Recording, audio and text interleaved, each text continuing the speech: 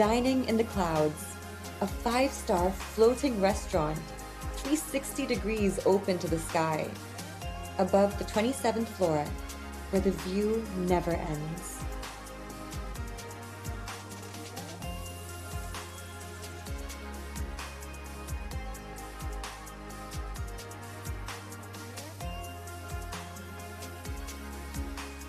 It's more than just what you imagine up here. It's the view, the moment, the feeling.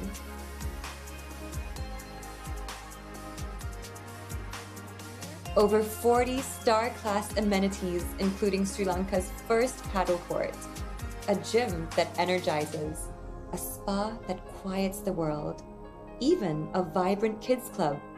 Each space is designed to elevate luxury living. 2 dedicated parking spaces, because true luxury is thoughtful.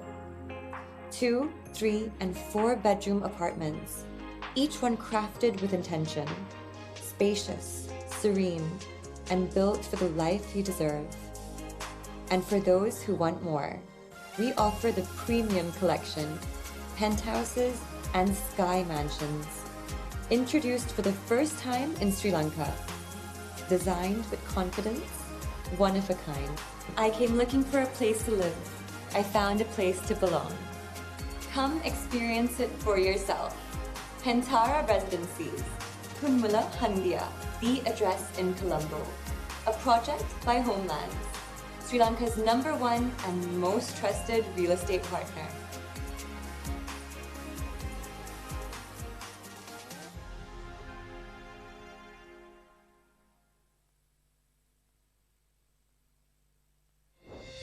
Master what matters. Globally recognized LLM right here at Appit. You don't just study law, you master your future. LLM in International Business Law. Apply now and start your journey today. It's a new dawn. It's a new day. It's a new life for me. And I'm feeling good. Welcome to Fonte Marina, Sri Lanka's first tourist resort apartments and villas. Not just a home, but a new way of life. A place where every sunrise whispers promise and every sunset feels like a dream fulfilled. Just minutes from Katanaika Airport and right on the Negombo-Colombo main road, Fonte offers effortless connection to the city, the coast, and everything in between. Fonte is Sri Lanka's first resort with its own yacht marina and jet skis. Thrill seekers can dive into water sports, from high-speed jet skiing to the rush of windsurfing.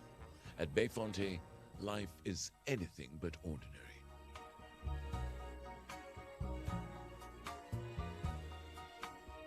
By the lagoon's edge, 3 elegant 12-story towers rise, home to 288 luxurious apartments, offering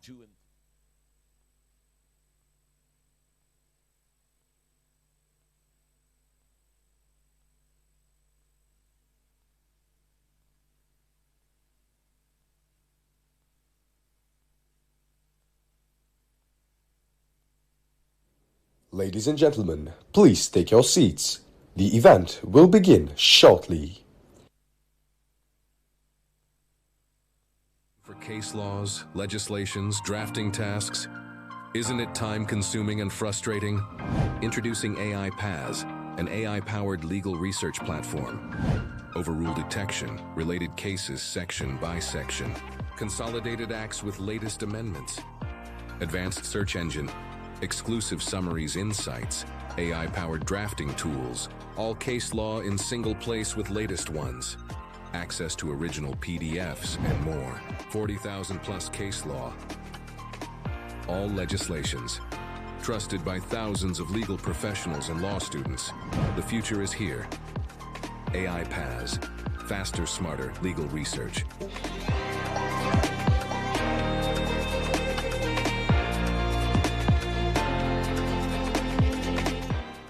Sierra Cables, where innovation and excellence are at the heart of everything we do. Our state-of-the-art manufacturing facility in Kaduvela is equipped with the latest technology, allowing us to provide cutting-edge power cable solutions. We take pride in introducing our fire-retardant cable range, designed to meet the most stringent safety standards.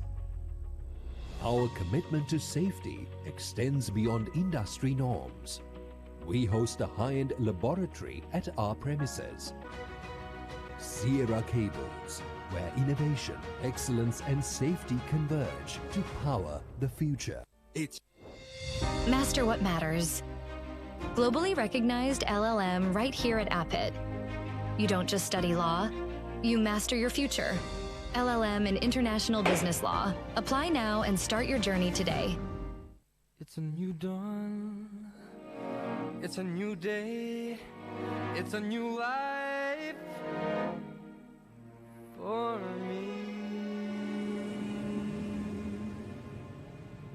And I'm feeling good. Welcome to Fonte Marina, Sri Lanka's first tourist resort apartments and villas. Not just a home, but a new way of life. A place where every sunrise whispers promise and every sunset feels like a dream fulfilled. Just minutes from Katanaika Airport and right on the Negombo-Colombo main road, Fonte offers effortless connection to the city, the coast, and everything in between. Fonte is Sri Lanka's first resort with its own yacht marina and jet skis.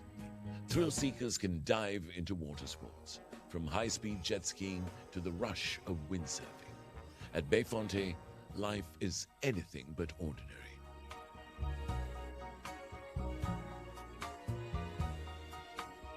By the lagoon's edge, 3 elegant 12-story towers rise, home to 288 luxurious apartments, offering 2- and 3-bedroom layouts crafted for comfort and style.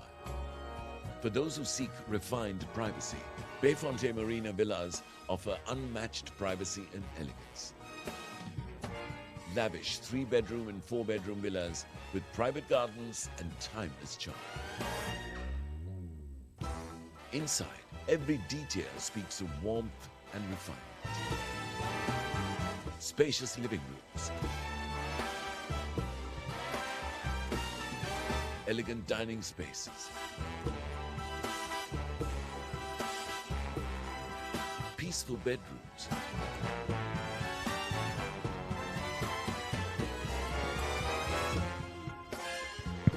sleek pantries. Good evening, everybody. We will be starting the proceedings shortly. I invite all our guests to kindly come and take seats. There are vacant seats in the front, so I invite our guests to take these seats. Thank you.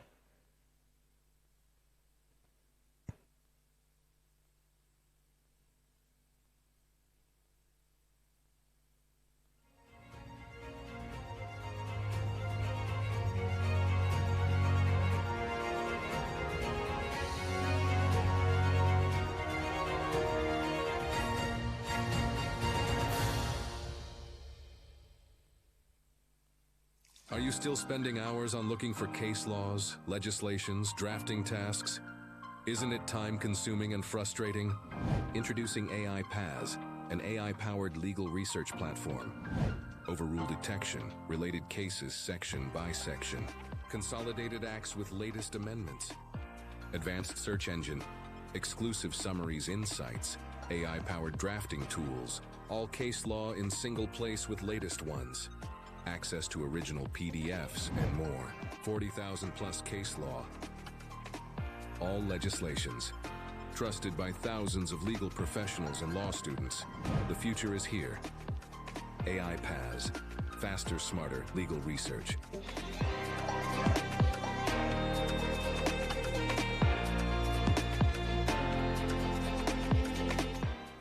Sierra Cables, where innovation and excellence are at the heart of everything we do.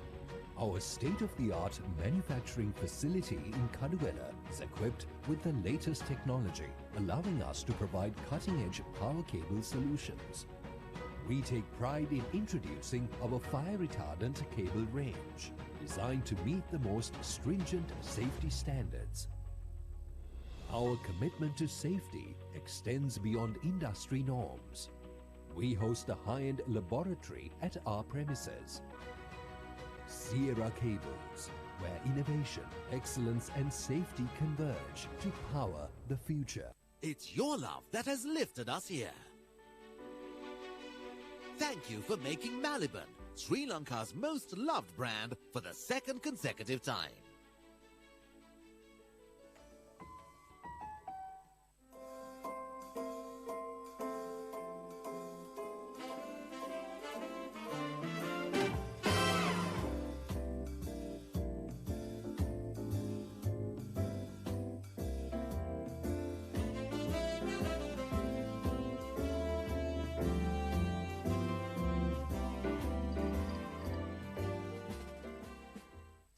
Hassle of managing company transport and logistics, drowning in petty cash and receipts? With PickMe for Business, simplify it all with one comprehensive digital solution built to suit your needs. Gain complete transparency on expenses with detailed trip reports tracking every cost, every time. No more manual handling. Digitize petty cash and let employees book through a corporate account with real-time department-wise reporting. Need variety? Our comprehensive fleet has it all, from delivery bikes to vans and trucks for bigger logistics. Ladies and gentlemen, please take your seats. The event is about to begin.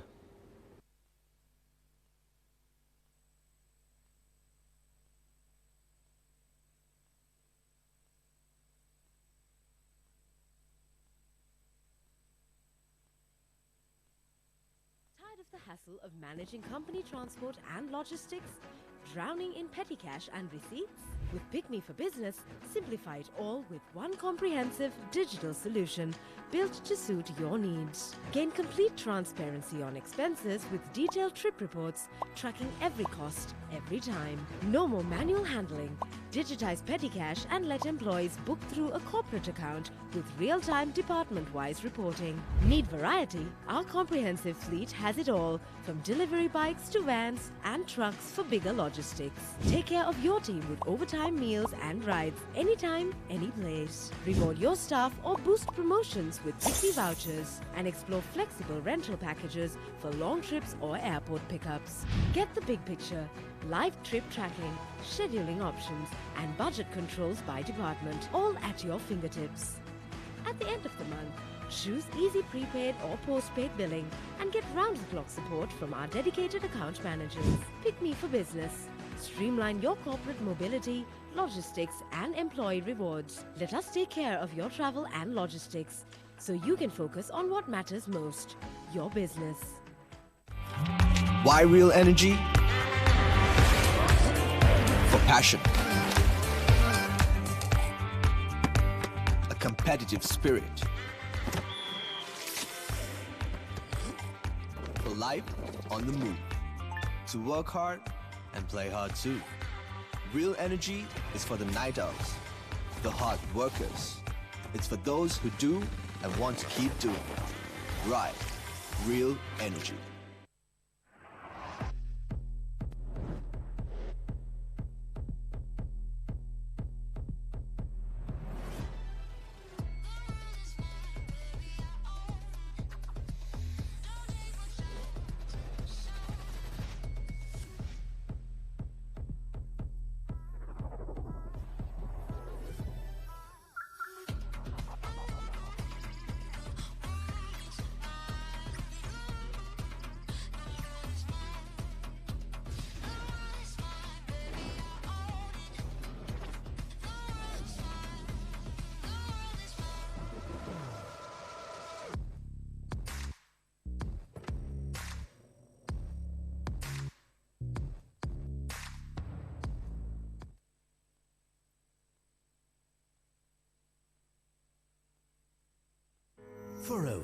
145 years, we've boldly pursued the question, what lies ahead?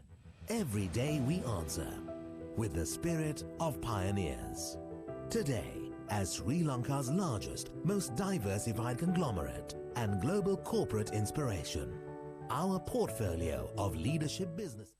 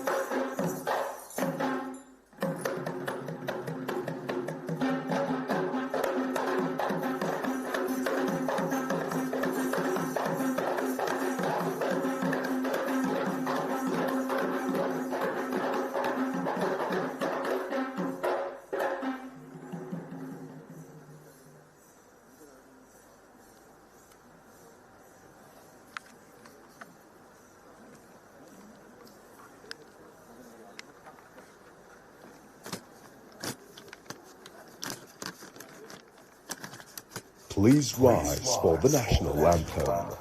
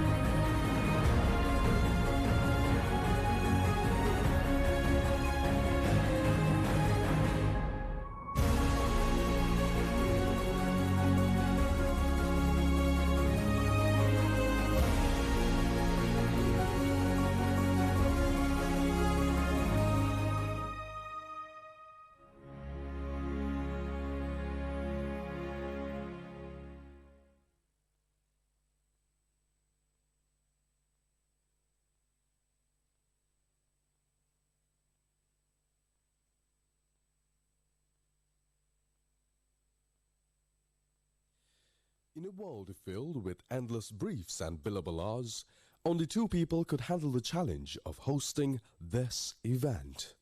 They are charged with the sacred duty of keeping us on track, keeping the peace, and making sure no one objects to the fun. They are here to sequester the proceedings, but don't worry, they promise to be non-adversarial, at least for the next few hours. Put your hands together for your hosts this evening, attorneys at law, Haritria Kumarage and Charlene Benedict.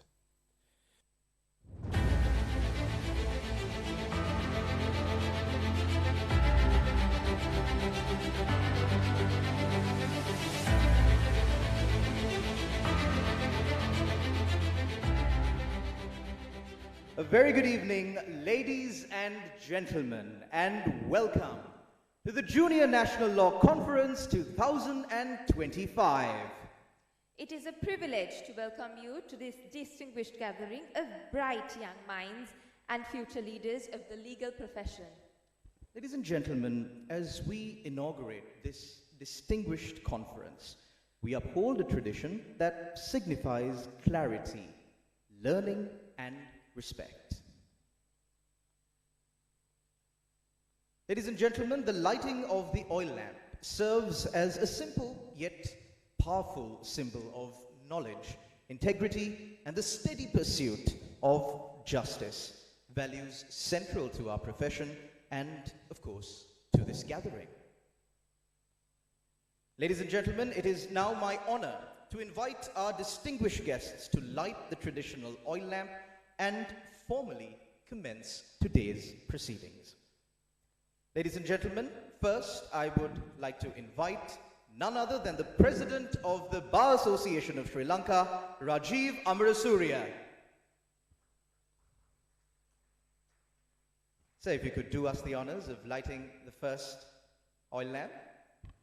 We also invite the Honorable Attorney General of Sri Lanka, Mr. Parinda Ranasinghe.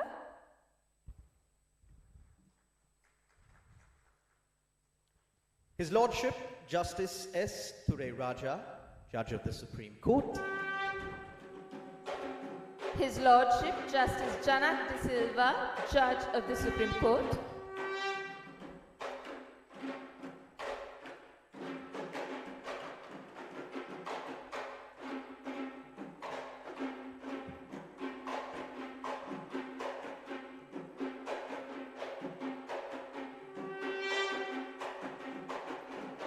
Ladies and gentlemen, we would also invite His Lordship, Justice Sobhita Rajakaruna, Judge of the Supreme Court.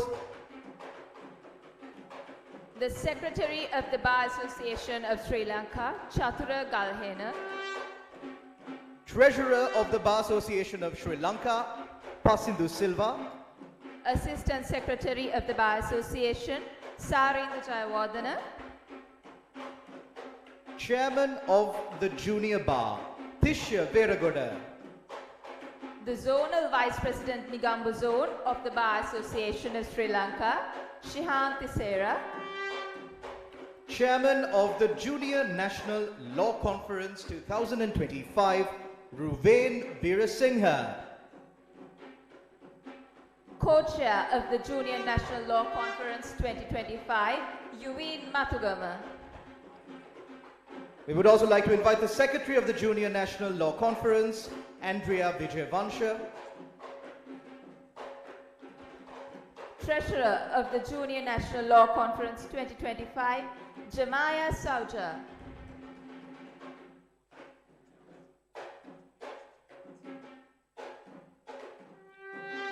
The co-convener of the Junior Bar, Sanjaya Marambe. Co-convener of the Junior Bar, Gamidu Karunasena.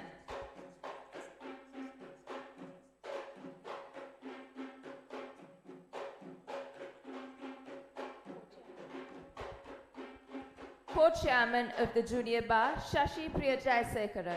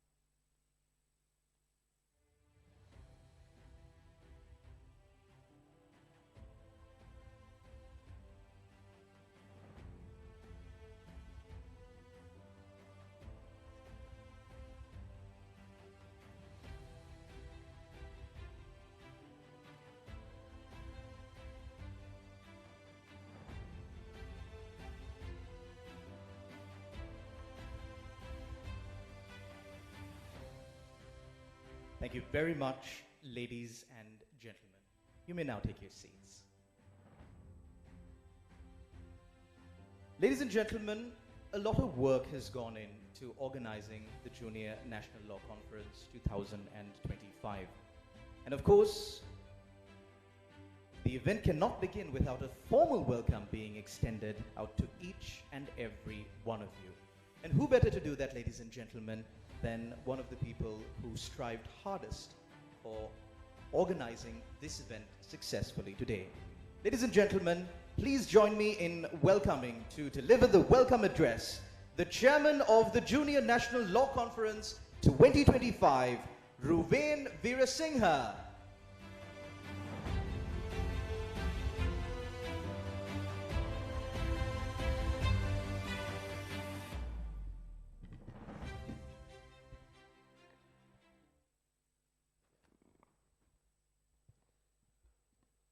Good evening, ladies and gentlemen. Before I start my speech, may I invite all of you all to stand up and observe a 2-minute silence for the loss of one of our very respected judges, Honorable Justice Karileyadda, a judge of the Court of Appeal.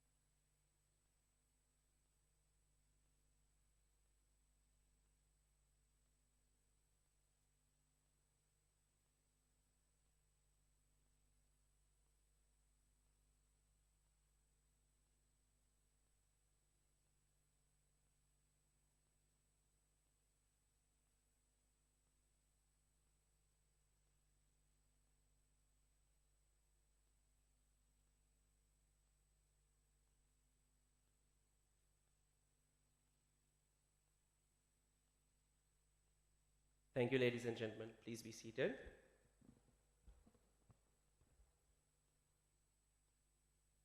President of the Bar Association, Mr. Rajiv Amarasuriya, Honorable Attorney General, our special invitee, Mr. Parinder Ranasinghe, our special invitee, Your Lordship Justice Ture Raja, President's Counsel, Honorable Judges of the Supreme Court, Honorable Solicitor General, Mr.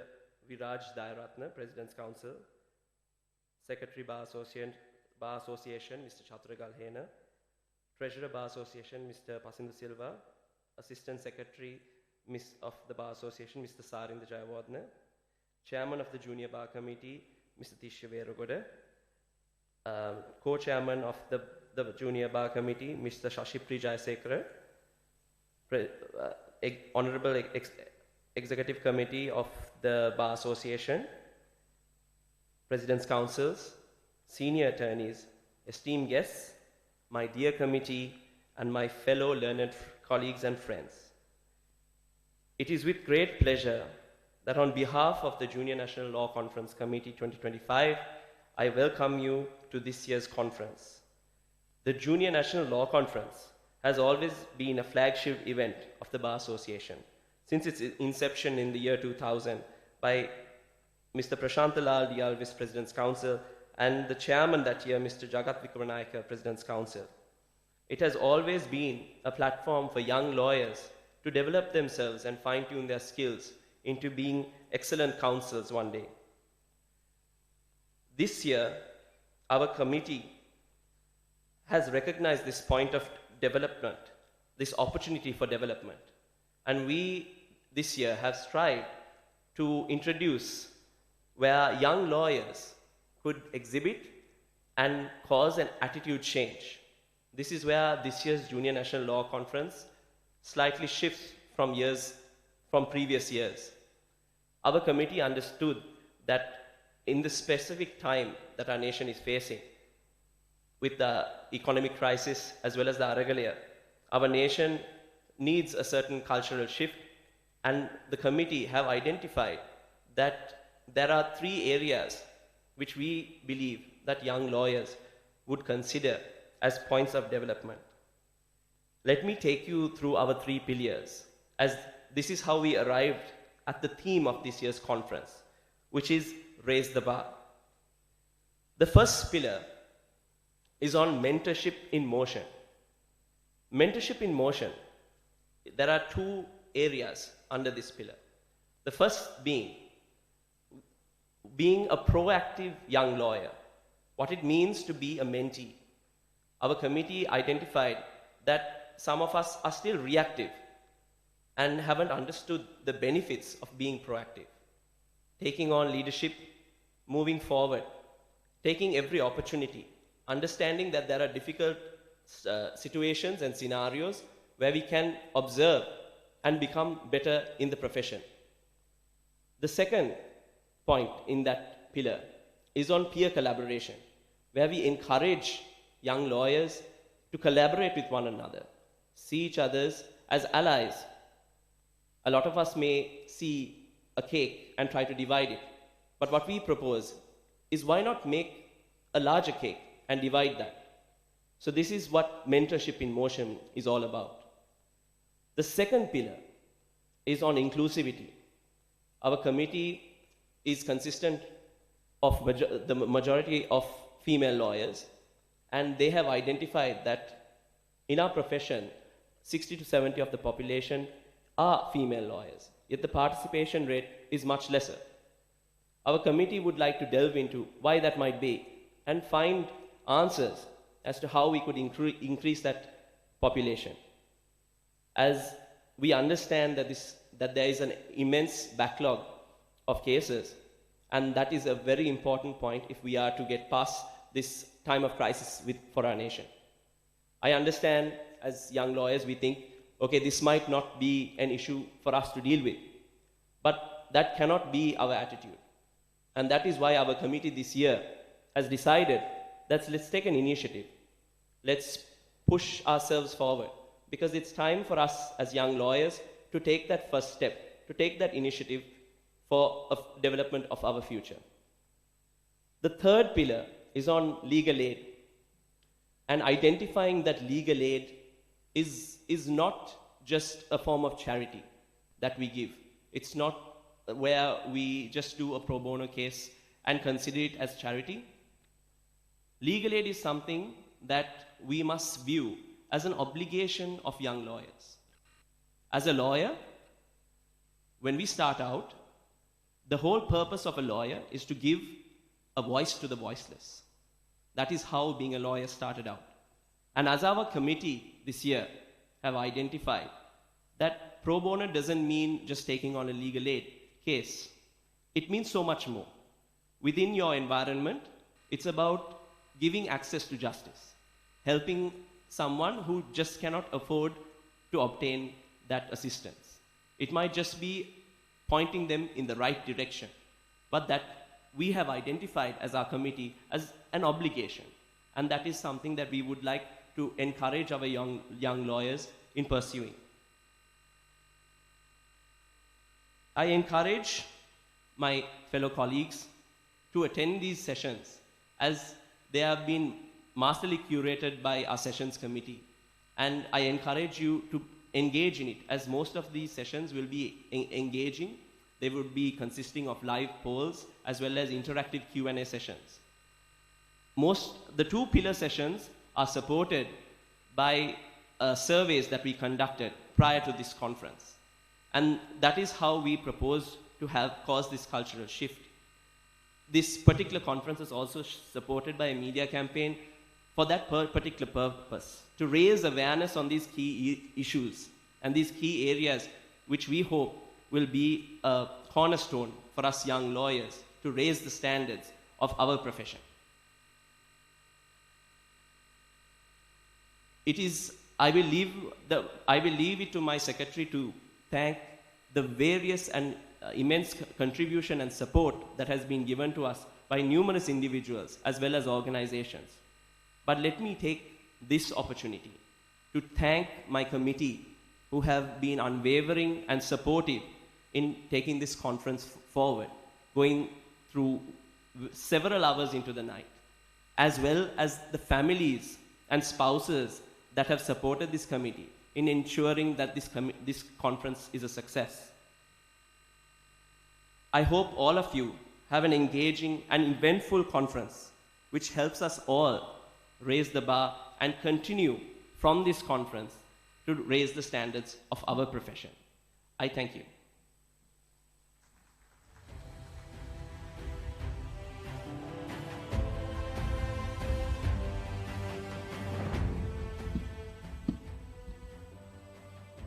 Thank you, Ruin, for that insight you coupled with your welcome address into this year's theme, Mentorship in Motion. We now invite Mr. Tishya Veragoda, the chairman of the Junior Bar Committee, to address the gathering.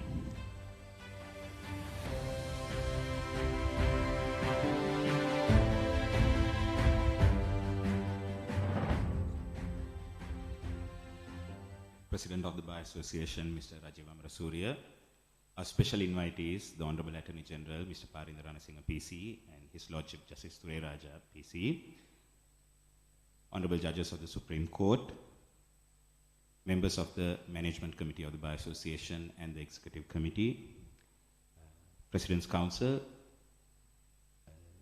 judges, colleagues at the bar, and dear delegates. Good evening and welcome to the Junior National Law Conference 2025. It is an honor to stand before you today. I returned to the Junior National Law Conference after 14 years. My last time was as convener of the Junior Bar, and the 2 times before that was as a committee member. So I intend to sit and observe what goes on at the conference rather than being part of the committee that I was so many years ago. Fortunately or unfortunately, today I stand before you as the chair of the Junior Bar Committee of the Bar Association, looking at the remarkable changes in the structure and the grandeur of the event. In the run-up to this flagship event of the Bar Association, I have come to realize and understand that the challenges, the aspirations, and the remarkable potential that each young lawyer brings to our profession are sometimes intergenerational. This conference is more than an annual gathering. It is a moment of pause in the race of litigation, drafting, deadlines, and court corridors. A moment to sharpen your skills, widen your perspective, and strengthen your fellowship with the bar. As junior counsel, you often find you at the front line of the legal system, preparing briefs late into the night, standing in for your seniors at short notice, advising clients who expect maturity beyond your years, and learning, sometimes painfully, the unwritten rules and traditions of our legal practice. And yet you continue. You continue because you understand that the law is a calling. You continue because you believe in the power of advocacy. You continue because you know that justice, sometimes delayed and sometimes long-winded, still depends on the commitment and integrity of the juniors at the bottom of the ladder. This year's conference has been designed with you in mind, as Ruin indicated. Over the next 2 days, you will hear from judges, senior counsel, academics, and practitioners who have shaped the legal landscape in Sri Lanka and beyond. You will engage in sessions that challenge your thinking and to think critically about emerging areas of law, from technology and AI, commercial practice, human rights, ethics, future of legal aid. But equally important, this conference is also about building a community. A strong junior bar is the backbone of a strong profession. No matter how brilliant the seniors at the top may be, the strength, credibility, and continuity of the bar rests on the training, well-being, and empowerment of its juniors. Your generation will be the future President's Council, future judges, law reformers, diplomats, scholars, the change makers. As you participate, I encourage you to ask questions boldly. Introduce yourself to someone new. Seek mentorship. Share your challenges. Exchange ideas. The relationship you build here on the sidelines of the panel discussions or even a cup of tea may become the partnership that shape your practice and careers for decades to come. Let us also remind ourselves of the value that binds us as members of the bar: integrity, independence, courtesy, and courage. These principles are not ornamental, they are essential. In a world where society expects more transparency, more accountability, and more ethical leadership, we, especially the junior members, must hold ourselves to the highest standards. The future of the profession is being written by our choices today. Clients may come in various shapes and forms, offering fame, fortune, and opportunities to become the masters of the universe by the time you're 40. These offers may often require you to cut corners and enter into shady deals. Many have fallen prey to such situations. What sets you apart in this profession ultimately is your integrity. To all the delegates joining us, from Colombo to the furthest corners of the country, thank you for being here. Over the next 2 days, I hope you will learn, reflect, and leave inspired, not only with new knowledge, but with renewed confidence in your path as lawyers. May you raise the bar. Thank you.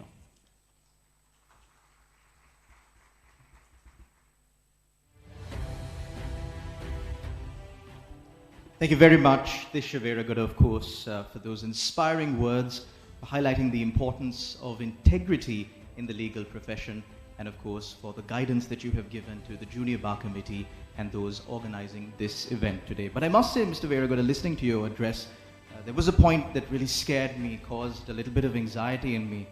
You reminded all of us that we still have briefs and deadlines back at home. So hopefully, within the next couple of hours, we might be able to forget that again and get back to what we have come to experience here at the Junior National Law Conference 2025.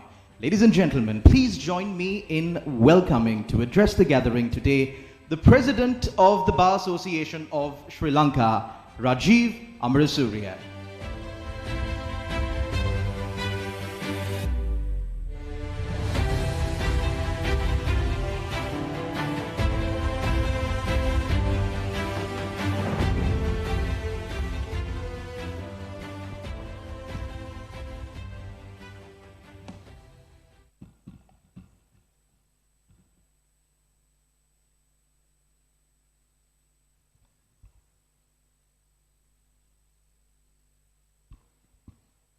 The Honorable Attorney General, Mr. Parinder Ranasinghe, President's Counsel, Your Lordship, Justice Ture Raja, President's Counsel, the most senior Justice of the Supreme Court, Honorable Judges of the Supreme Court, Justice Raji Karuna and Justice Janak De Silva, Honorable Solicitor General, Mr. Viraj Dayaratna, President's Counsel, Secretary, Mr. Chatura Galhena, Treasurer, Mr. Pasindu Silva, and Assistant Secretary, Mr. Sarinda Jayawardena, the Zonal Vice President of the BSL for the Negombo Zone, Mr. Shian Tisera, and the members of the Negombo Bar, and of course, the other members of the BSL Executive Committee who I see in the audience, President's Council, Honorable Judges of Negombo, both the District Judge and the Magistrate, Mr. Tisha Veragoda, who is also an Executive Committee member, but also importantly, the Chairman of the Junior Bar, Mr. Shashi Jayasekara, Co-Chairman, the conveners, Mr. Sanjay Marambe, Mr. Rajita Lakshan Abhivardhana, and Mr. Gamindu Karunasena, Mr. Ruwen Veerasinghe, who we heard a short while back, as the Chairman of this conference, and of course, convener of the Junior Bar, Co-Chairman, Mr. Yuwin Mathugama, Secretary, Ms. Andrea Vijayavansa, Treasurer, Ms. Jamia Sonja, and members of the Junior National Law Conference Committee. Ladies and gentlemen, a very good evening to all of you. It is indeed a privilege to join you at the Junior National Law Conference 2025, which is returning to the Bar Association after 2 years, and of course returning with remarkable energy, vision, and purpose. Over the past few months, I have watched your committee move tirelessly in and out of the BSL Secretariat planning, refining, adjusting, and of course, perfecting. And I must say this conference is not merely organized, it has been built with conviction. And that reflects leadership, maturity, and foresight. And that also reflects, ladies and gentlemen, the changing culture of our bar, as it reflects the future of this noble profession. And before I go further, I want to formally introduce an important shift. For decades, we have referred to the early stage members of the profession as junior lawyers or junior attorneys. But as I look around this hall, I do not see anything junior about your capability, about your ambition, or your contribution to the profession. And therefore, and as developed in several jurisdictions around the world, I will address you as our emerging lawyers. Because you're emerging into leadership, emerging into responsibility, emerging into your place in our justice system. And you're not junior in potential, you're emerging in influence. And please be assured that this is not just a new label, it is a recognition of the direction in which you and our profession is heading. One of the most beautiful aspects of our profession is that it is, at its heart, a fraternity, a family. No matter where our individual journeys take us, to the bench, to the Attorney General's department, to the private practice, academia, corporate life, or public service, we all share one identical beginning. We all once where you are today. And therefore, no matter how senior or important one becomes, the responsibility remains the same: to guide, to nurture, and to lift the next generation. That is why so many judges and senior practitioners have taken time from their demanding schedules to be with us today. Their presence is not ceremonial, it is intentional. The declaration that your development matters to all of us. I was especially pleased to hear that Justice Ture Raja personally requested the inclusion of a session on dining etiquette. It may seem small, but it reflects something profound. That we're not only building good lawyers, we are building good professionals. It also shows how much he's concerned and of course cares for all of you. This year's theme, Raise the Bar, is as bold as it is necessary. The three pillars of this conference which Ruane introduced, that is mentorship in motion, mentorship meets equality, and equal justice, equal access to justice, seamlessly complement the pillars upon which we are steering the BSL today. That is independence, that is innovation, and that is inclusivity. These are not merely words, they are expectations, they are responsibilities, and they are standards that will define our profession in its journey forward. Let me speak frankly. Your early years in the profession, as Tisha mentioned, will be demanding. You will face long hours, financial pressures, and moments where you question your decision to choose law as a profession. But you must remember this. These years do not break you. They build you. Every motion you draft, every submission you make, every courtroom you stand in, each one shapes the advocate you will one day become. And through it all, your conduct will matter more than anything. All of you and all of us are officers of court. We represent a noble profession. Our behavior in court, outside court, and online on social media must reflect that dignity, that restraint, and the respect that is expected of all of us. Tonight, I want to also speak to you about something deeper than law itself. We all understand, or I think we understand, the difference between legal and illegal. But what about the concept of what is right and what is wrong? In recent years, I have observed across society and across professions a worrying decline in our ethical compass. Urbanization, the media, the social media, competition for limited resources, these pressures have blurred the lines between what is right and what is wrong. There are times when even professionals compromise principles for personal gain, convenience, or personal advantage. So may I ask the question, if society itself is complicit, then how can we always be blaming our politicians alone? This erosion must be corrected in our homes, in our schools, our universities, our workplaces, and yes, within our profession. We recently invoked the jurisdiction of the Supreme Court regarding ragging in universities. And I pose a simple question. If the seniors in those universities, the senior bachelors and the academics, understood what is right and what is wrong, would ragging ever exist? And another challenge we must confront is our growing tendency towards knee-jerk reactions. We react sometimes too quickly. We analyze slowly.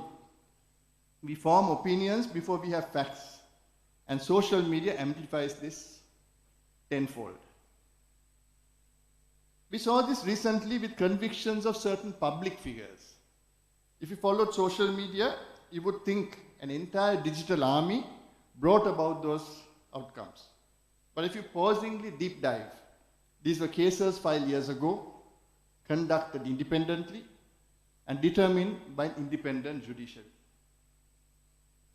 Emerging lawyers, my humble request is that you do not become a generation that reacts. You must be a generation that thinks deeply, objectively, and independently. Let me also touch on a recurring problem I have seen across institutions.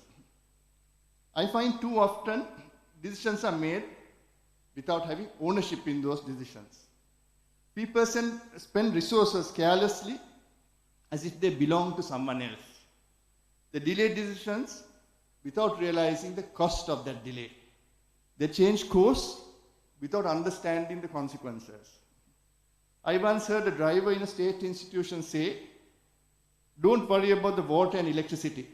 This is a VIP house. The government pays." That mindset is not isolated.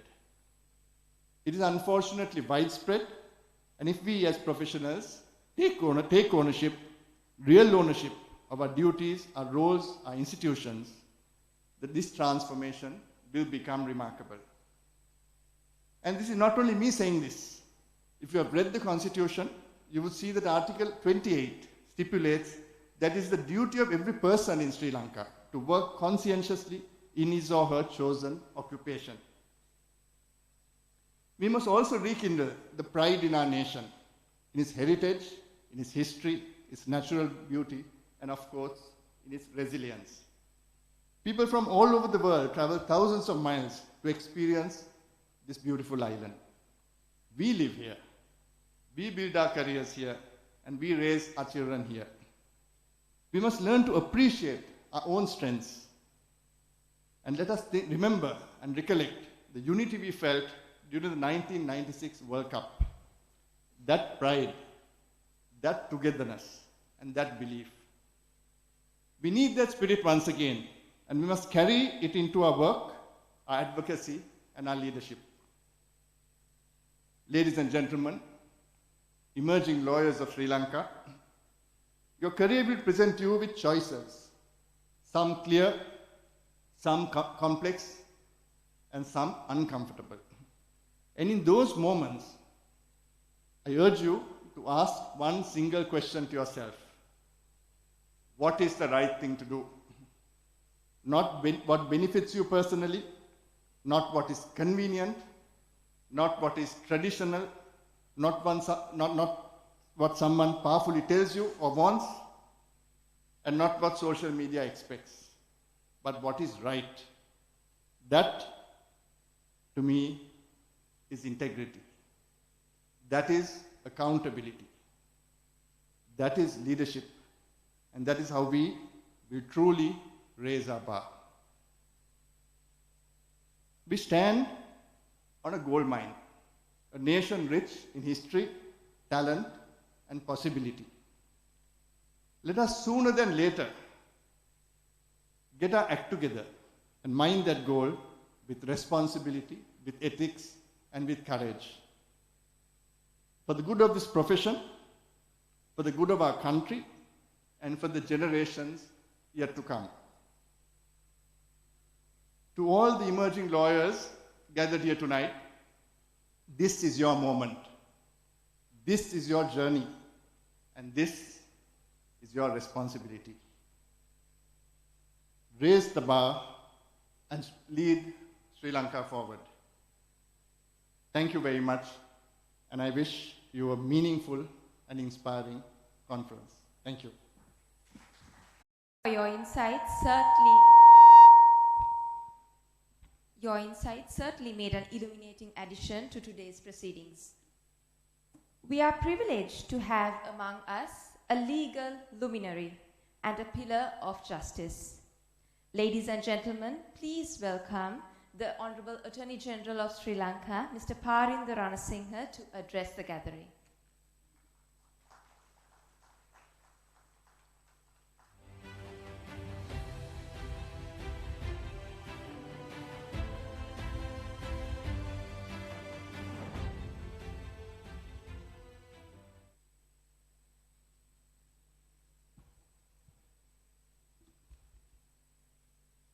A very good evening to all of you. It's lovely to be here in this hall this evening. And Your Lordship, Justice Turiraja, Judge of the Supreme Court, and other justices and other legal luminaries gathered here today, and Mr. Rajiv Amrasurya, President, Bar Association, and his able secretary, Mr. Chatura Galhena, Chairman of the conference, Mr. Ruven Veerasinghe, distinguished guests, and fellow lawyers. I'm delighted to be invited to this year's edition of the Junior National Law Conference 2025, being held at this venue in this breezy coastal town of Negombo. I'm informed that this event is a sellout affair. This event has, over the years, become a hallmark of intellectual rigor, professional fellowship, and renewal within the junior bar. This year too, I'm sure it will be no different, with so many of you gathered here from different parts of the island and also from various fields and parts of law. The theme you have chosen this year, Raise the Bar, is both inspiring and challenging. It is a call to action to elevate our standards, to renew our ethics, and to strengthen the institutions that sustain the justice in Sri Lanka. It's a bold and timely call to rejuvenate the legal profession through mentorship, inclusivity, and renewed commitment to justice. This conference aims to explore it around three cleverly structured elements.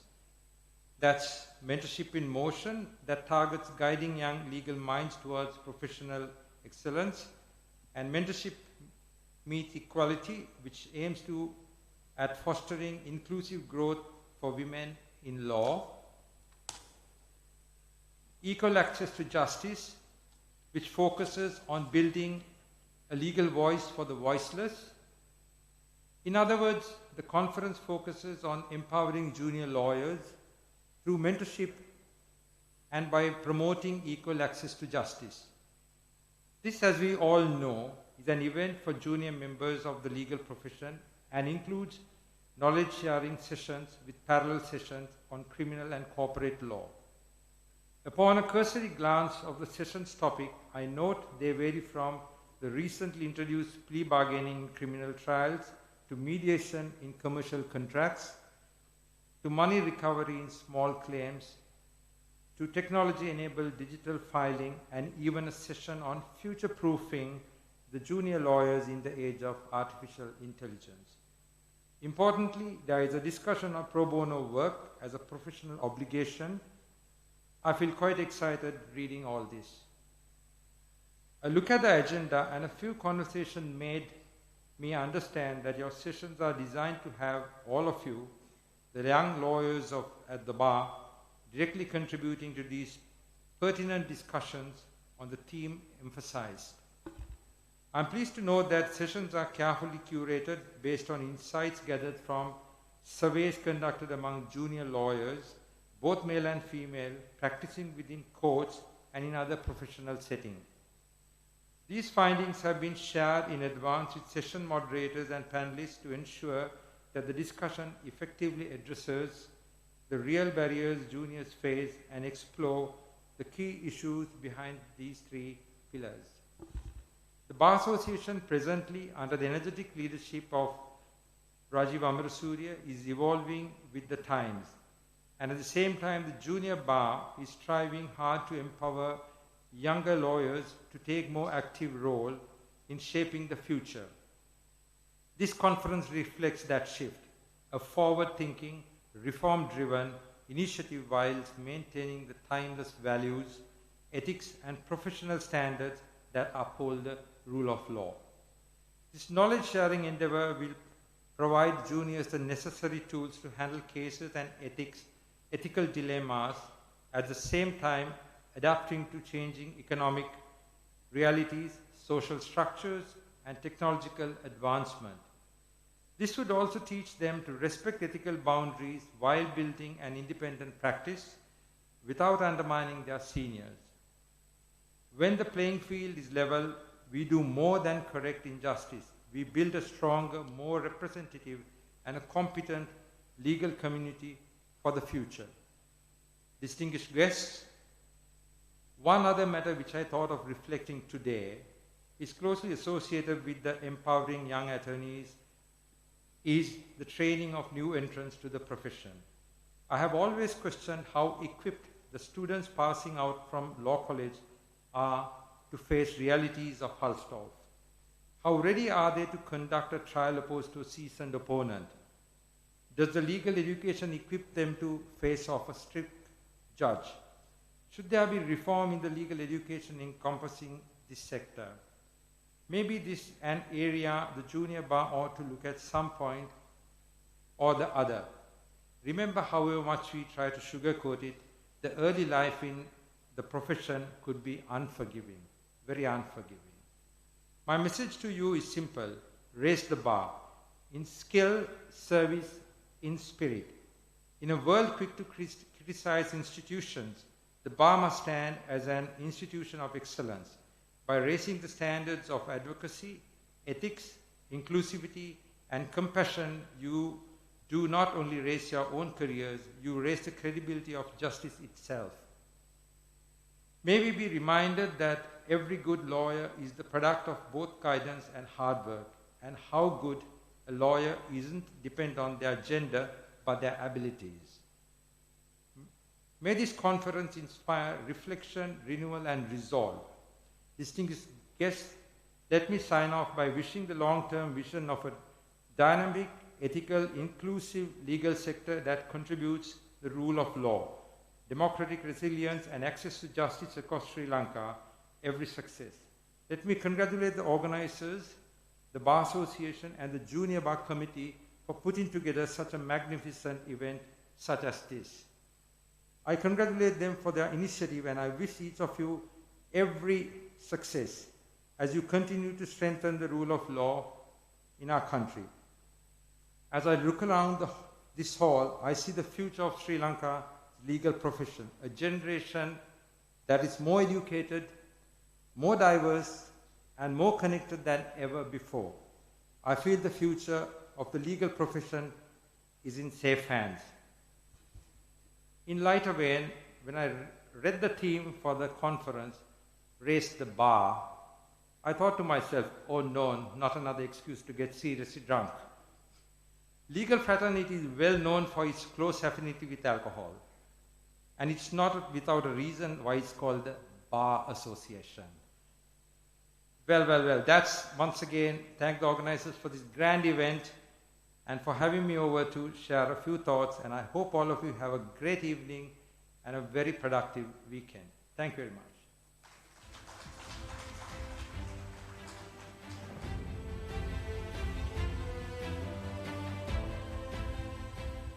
Thank you very much to the Honorable Attorney General, President's Counsel, Parinder Ranasinghe. Ladies and gentlemen, of course, as junior lawyers in the legal profession in Sri Lanka today, it is a little bit harder than things were, say, 5 to 10 years ago, simply for the reason that everything is evolving so fast. And that is part of the reason why, ladies and gentlemen, mentorship in motion, the theme for this Junior National Law Conference, of course, coupled with Raise the Bar, is very important at this time and age, especially for junior lawyers. Ladies and gentlemen, coming onto the stage to address you next, ladies and gentlemen, is a person who holds senior and junior lawyers to a very, very high standard. He's one individual, ladies and gentlemen, who has already raised the bar as high as it can get. Please join me in welcoming Justice of the Supreme Court, Honorable Justice Thurai Raja, President's Counsel.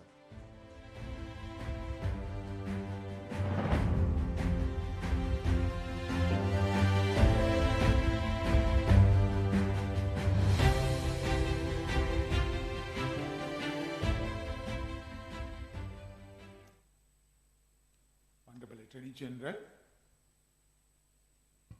Parinder Ranasinghe Junior President's Counsel.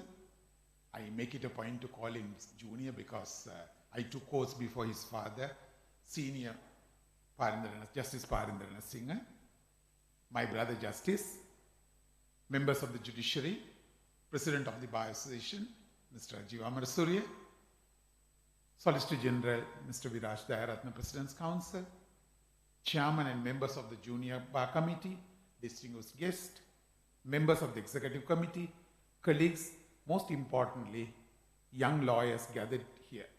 Good evening. It is a privilege to join you in this evening at the inauguration of the Junior National Law Conference 2025.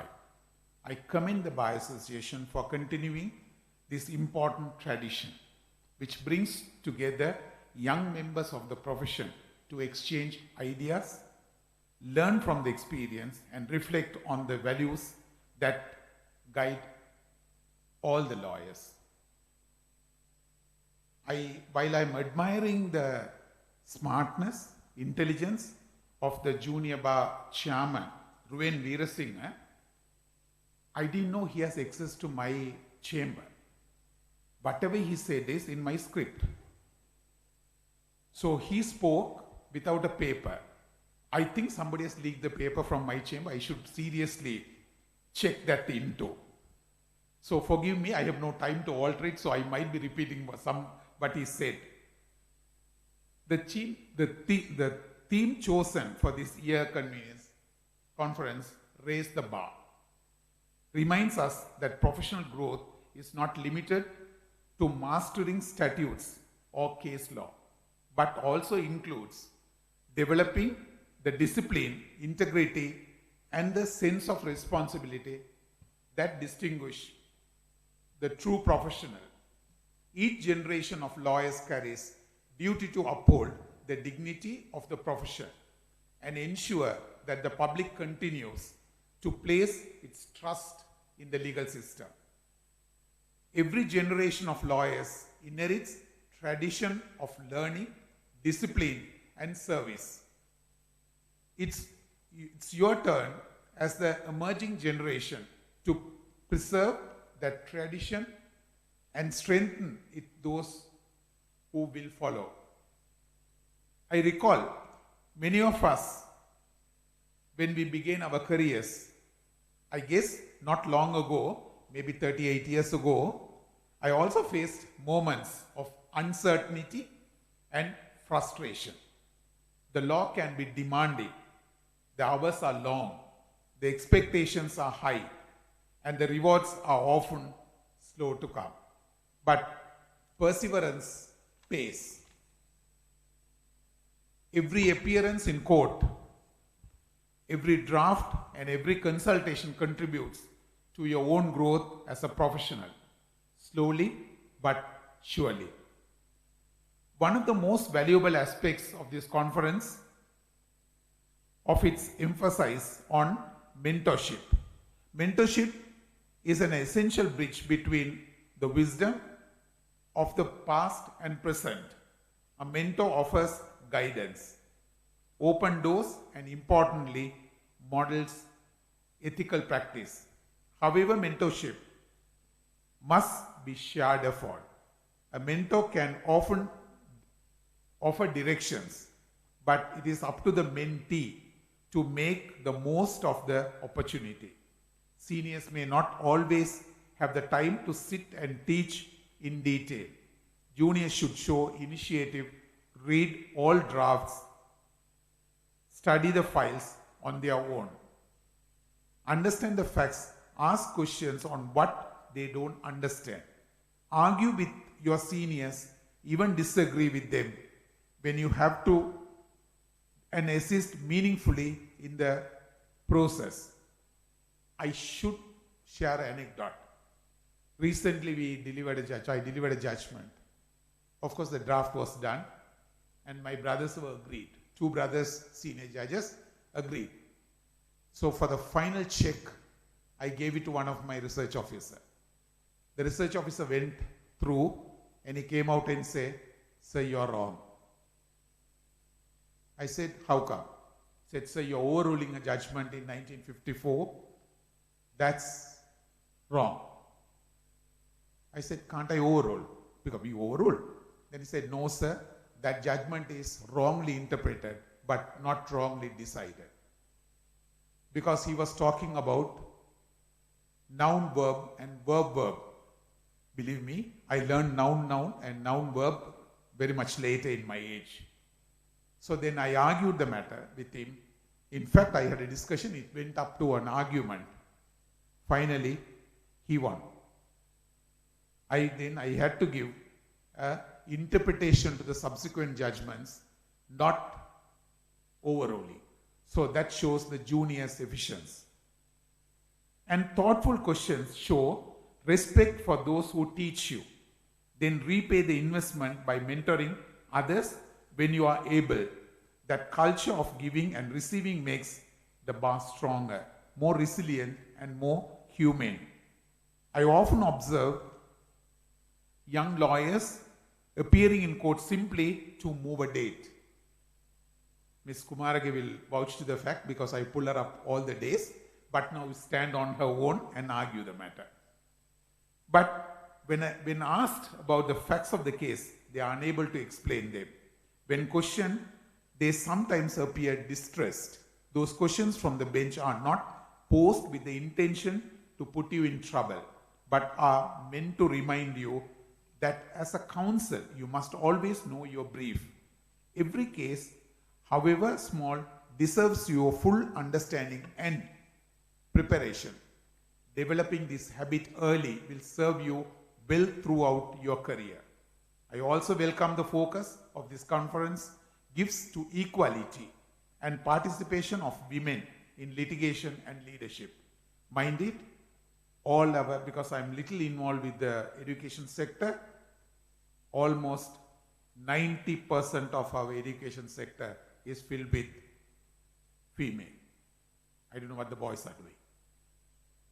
So, as correctly pointed out the previous speakers, I think Mr. Veera would say, the girls, I quote the word girls, should ready to take the responsibility.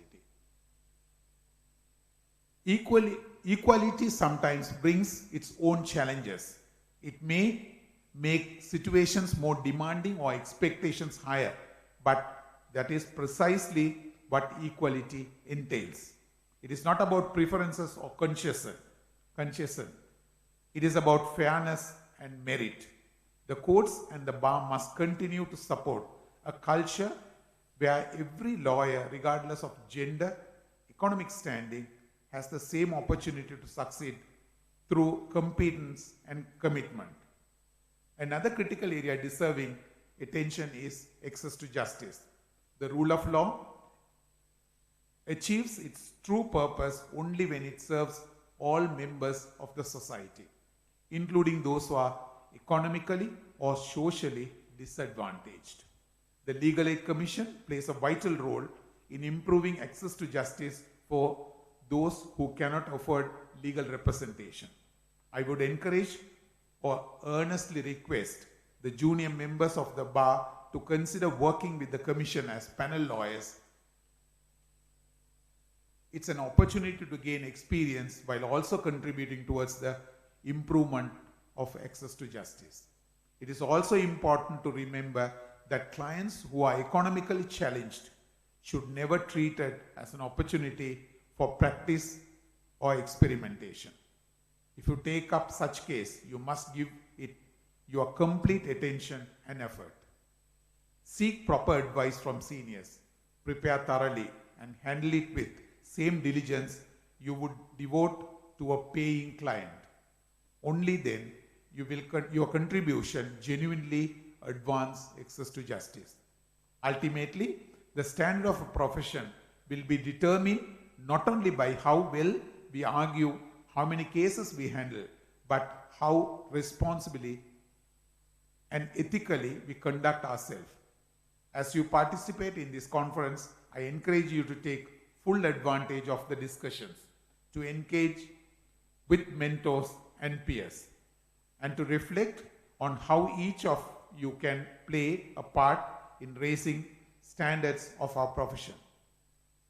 I once again commend the organizers for their efforts in arranging a program in such mega level that addresses issues of both immediate and lasting relevance. These conferences not only educate you on very important topics in the field, which are newly developing, but also allow you to build your network. Most of you all may be sponsored by your senior or your company or your bank. Are we accountable? That's the question I ask. The reason I attended a conference recently in Singapore, not recently, a little while ago. Then what happens is I found lots of delegations from many countries. Then I found the junior lawyers were highly involved in developing a network among the others. But unfortunately, the Sri Lankan sector, none were seen. All of them were in shopping. Are we ready to build a network, or are we going on shopping? I'm not hurting anyone. I'm saying this is the place where you have to build your network. This is the place where you have to have your contacts. This is the place where you can even have your partner.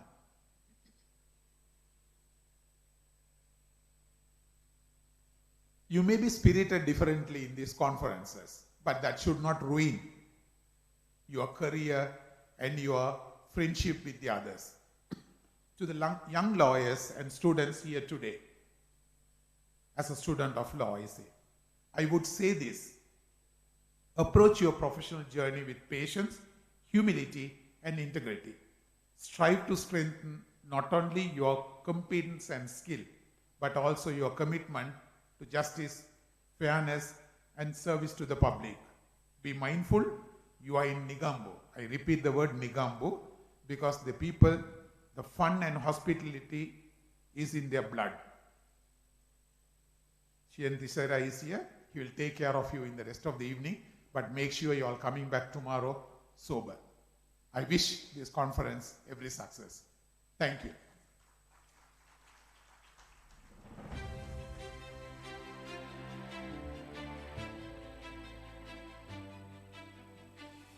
Thank you very much, Justice Ture Raja, President's Counsel, Judge of the Supreme Court, for those advice, for imparting your knowledge on each and every one of us present here today. Ladies and gentlemen, like I said before, a lot of sweat, blood and tears have gone into organizing this event. Ladies and gentlemen, also a lot of hard-earned money had gone into organizing this event. And this event would not be possible, ladies and gentlemen, if not for all the sponsors who came forward with their magnanimous gestures of sponsoring this event. Ladies and gentlemen, one of our main sponsors, Homelands, are here today, and they are here to speak to you for a few short minutes about a possible investment opportunity in real estate. Please welcome them with a big round of applause.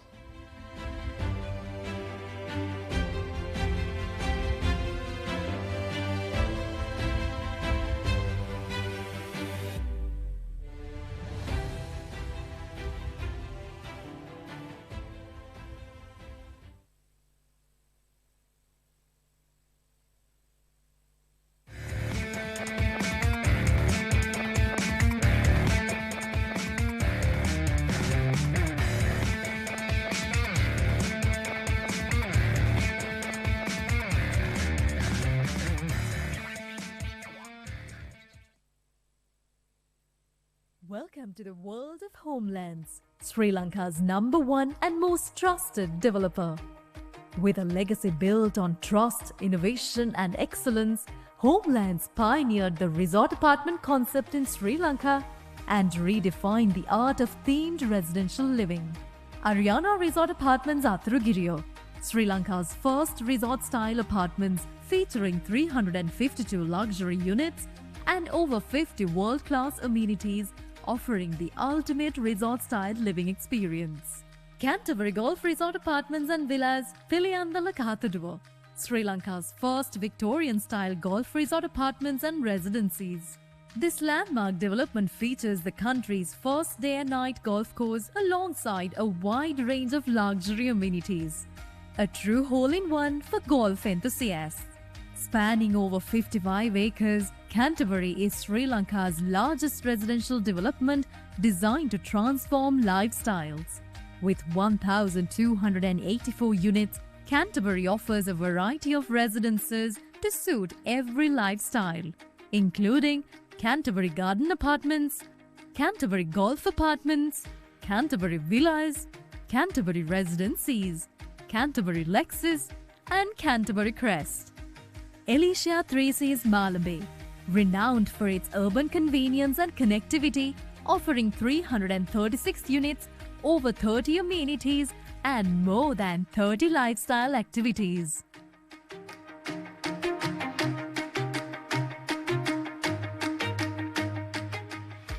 Santorini Resort Apartments and Residencies Negombo, Sri Lanka's first theme park-style resort apartments featuring 9 different theme parks and over 50 amenities.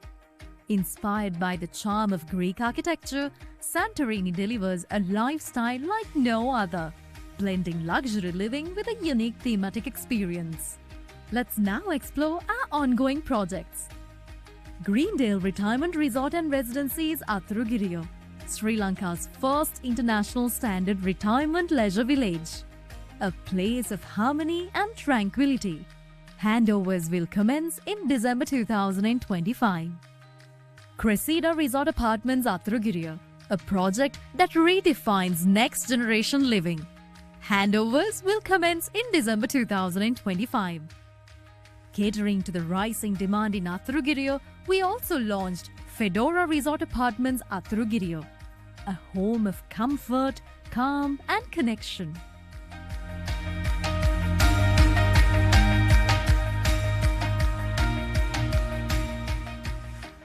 Oceana Wadua, Sri Lanka's first luxury beach resort apartments and villas designed for blissful moments of sun, sea and sand. Fonte Marina Negombo, Sri Lanka's first tourist resort apartments and villas strategically located with easy access to the airport, expressway and all you need. Waterdale Residencies bordering Colombo 7, an ultra-luxurious living experience. Now let us move into the most iconic development by Homelands. Pentara Residencies Thumullahandiya. The address in Colombo. The most iconic twin tower development in the heart of Colombo, rising over 40 levels, redefining the Colombo skyline. Featuring 45+ star-class amenities, including Sri Lanka's first cantilevered sky pool, Sri Lanka's first 5-star floating sky restaurant, a sky bridge connecting the twin towers at level 30. Having already delivered over 3,200 residential units across multiple themed mega residential complexes, and with over 2,300 units currently under construction across 8 futuristic mega residential complexes, Homelands continues to bring the future of luxury living spaces to Sri Lanka. As Sri Lanka's leading developer of diverse residential real estate mega projects, Homelands operates as a fully integrated conglomerate of 12 companies, including its own construction firm, Hera Construction, which holds the highest CS2 grading from the Construction Industry Development Authority of Sri Lanka. According to the latest market health survey conducted by RIU, Homelands once again stands as the undisputed market leader in Sri Lanka's real estate sector. Amongst many awards and recognitions, Homelands has won the Best Developer Sri Lanka Award at the Property Guru Asia Property Awards consecutively in 2021 and 2024. A truly Sri Lankan brand that has gone global, Homelands has established branches in Melbourne, Australia and Dubai, UAE. With a rich heritage of over 20 years, Homelands, Sri Lanka's #1 and most trusted developer, continues to redefine lifestyles. Homelands. Trust, innovation, excellence.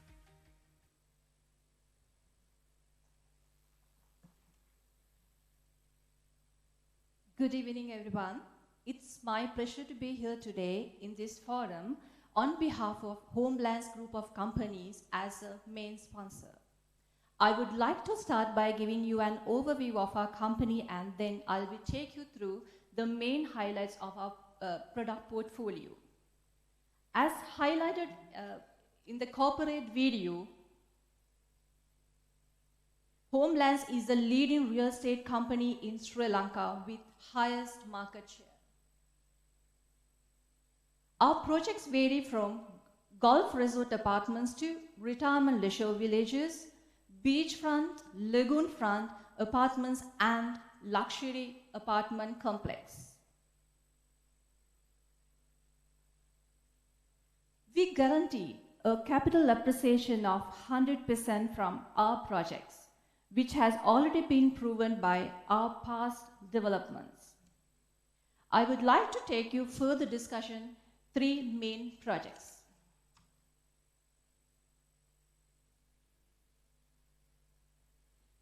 Fonte Marina Resort Apartments and Villas in Negombo. As you know, Sri Lanka's first tourist resort apartments and villas with a lagoon view, ideally located just 10 minutes from the airport and expressway, with schools, supermarkets, and shopping centers all around you. 40+ international standard amenities and an exquisite restaurant. With highest demand in Negombo due to the tourism boom, you can earn passive income from short-term rentals. The next project.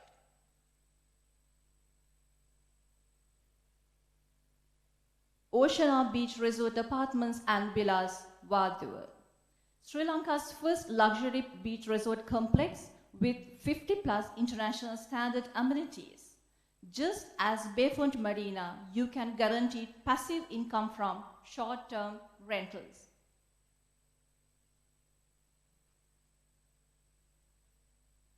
Pentara Residencies. As Homelands, we are proud to present you our latest, most iconic development, Pentara Residences in Tummullahandiya, the address in Colombo.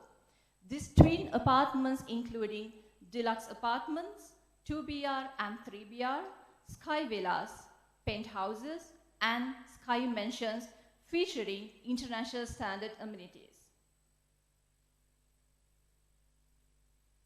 Let's take a look at the payment plans we have. The option 1, developer payment plan. So after reserving the unit, you can pay 30% down payment in 3 months, balance payment in equal installments without any interest. The option 2, Homeland's Well Builder Plan, offering up to 100% funding solutions exclusively with Homelands, backed by Sri Lanka's top 6 private banks, Commercial Bank, HNB, Sampath, NDB, Ceylon, and DFCC. So no down payment, no bulk payment, no periodic payment. So our sales team, including myself, is here today to discuss projects and their key details. Thank you very much. I appreciate your attention and time today. Good night.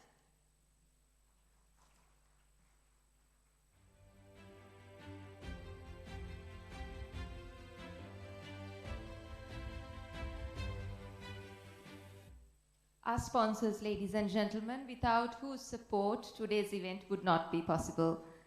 Moving on, the Junior National Law Conference 2025 has an exciting journey in store for our delegates this year. To provide us with the key highlights of the conference and the sessions, I now invite Mr. Gamidu Karunatilaka, Attorney at Law, to brief the audience on the program ahead.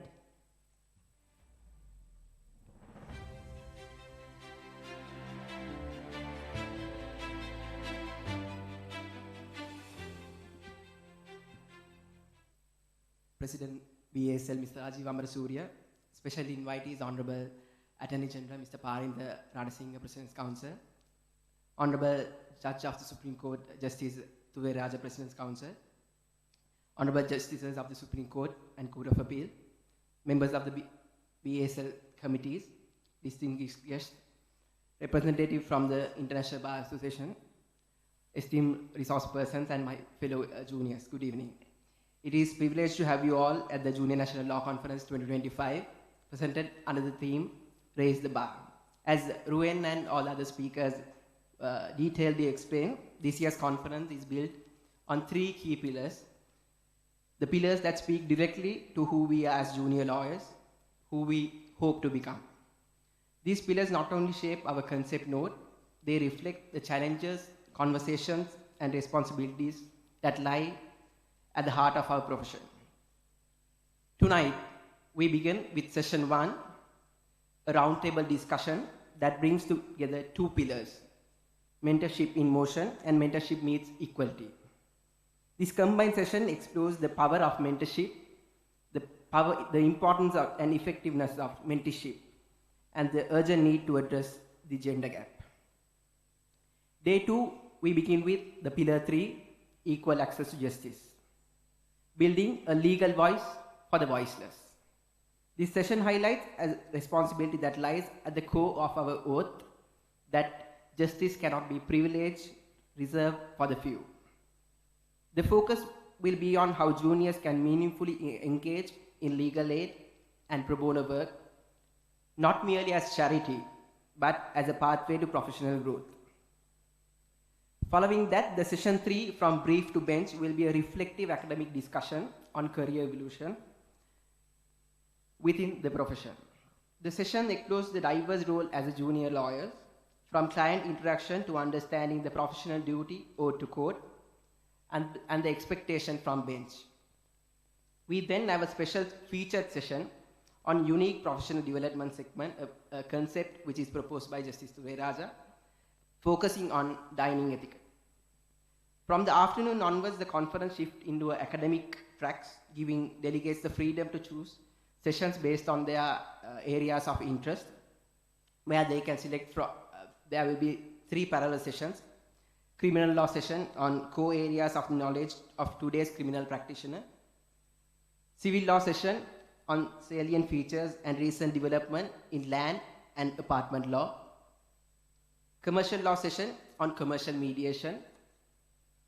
There will be another set of parallel sessions on criminal law session, plea bargaining, furthering criminal justice in Sri Lanka, civil law session on money recovery and small claims, administrative law session on recent remedies review, administrative law in practice. With that, we will be concluding the sessions for the day 2. Day 3, where we'll have a session on the topic future-proofing lawyers, future-proofing juniors, lawyering in the age of AI. As we look to the future, the session explores how artificial intelligence and digital transformation will reshape the legal practice. This will be followed by a special workshop focusing on practical tools and skills relevant for the modern lawyer. Over the next 3 days, you will be engaged across mentorship, equality, specialized academic learning. This conference is designed not only to inspire, but to equip you with skills, networks, perspectives that truly help us to raise the bar. Before I conclude, a few important announcements for all the delegates. Delegates who participate in more than 5 sessions will be awarded an unofficial certificate recognizing engagement at the Junior National Law Conference 2025.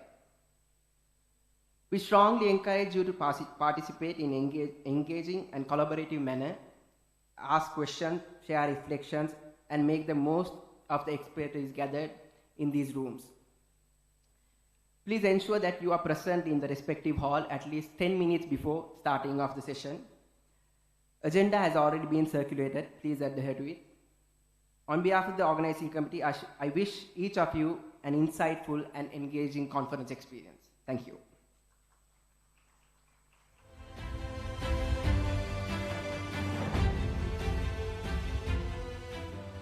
Thank you very much, Gamidu. Ladies and gentlemen, the opening ceremony is almost at a close, and to deliver the vote of thanks, ladies and gentlemen, I cordially invite onto the stage the Secretary of the Junior National Law Conference 2025, Andrea Vijayavansha.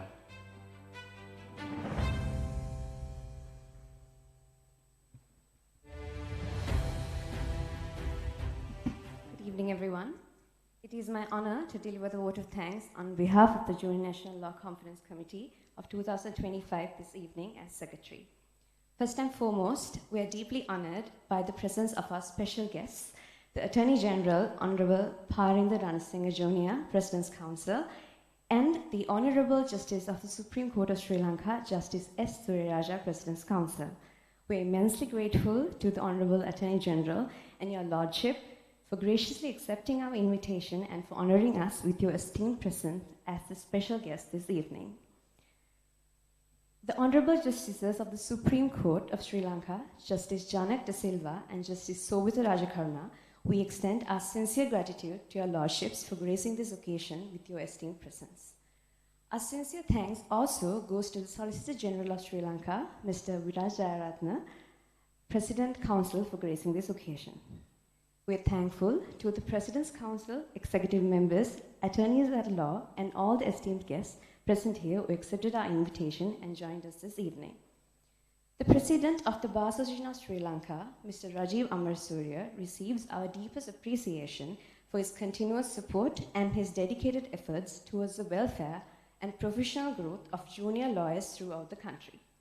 The Secretary of the Bar Association of Sri Lanka, Mr. Chatura Galhena, we extend our sincere thanks to you for your constant support and invaluable guidance at every stage of this journey. We likewise express our gratitude to Mr. Pasan De Silva, the Treasurer of the Bar Association, and Mr. Sarinda Jayawardena, Assistant Secretary of the Bar Association, for the generous assistance and unwavering support they have extended to us. We are also extremely grateful to the Chairman of the Junior Bar Committee, Mr. Tisha Veragoda, and Co-Chairman, Mr. Shashipri Jayasekara, for their leadership and the constant guidance they have given to our committee. We wish to sincerely acknowledge and express our heartfelt gratitude to our sponsors who believed in our vision and came forward to support us, and without whom this event would not have been possible. Our main sponsor, Homeland's group of companies, our education partner, Appit Sri Lanka, our associate sponsors, Team Squad and LTL Holding, our supporting sponsors, Haley's Group and First Capital Holdings, and to all our partners and well-wishers, thank you for your generosity. And finally, I want to make a special note of the JNLC Committee of 2025, who made a tremendous contribution to bring this event together. The Chairman, Ruwen Veerasinghe, Co-Chair, Yuvin Mathugama, Treasurer, Jemia Soja, Heads of Logistics, Malintha Jayasinghe, Naveen Jayamana, and Samadhi Mahagodage, Heads of Finance, Nisala Senia Fernando and Tiffany Hool, Heads of Sessions, Gamidu Karunasena and Uma Indatissa, Heads of Media, Stefania and Sanjay Marambe, and to every committee member whose dedication, effort, and commitment made this possible. Thank you. And finally, on behalf of the entire JNLC 2025 committee, I once again extend my heartfelt gratitude to everyone present here and being a part of this remarkable evening. Thank you all, and I hope you have a lovely evening.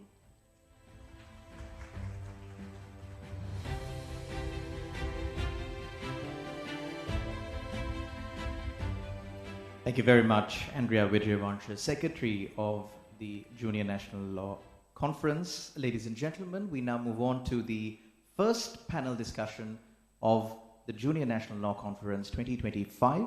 It's being held under the theme Mentorship in Motion and Mentorship Meets Equality, Guiding Young Legal Minds Towards Professional Excellence. Ladies and gentlemen, joining this discussion will be our panelist, Judge of the Supreme Court, His Lordship Janak De Silva, President's Counsel Mohammed Adam Ali, Attorney at Law Mokshini Jayamana, IBA Officer Arush Khanna, Attorney at Law Shahida Bari. Ladies and gentlemen, moderating this session will be Attorney at Law Shamali Jayathunga. It'll take a few minutes, ladies and gentlemen, for us to set up our stage, after which we will proceed.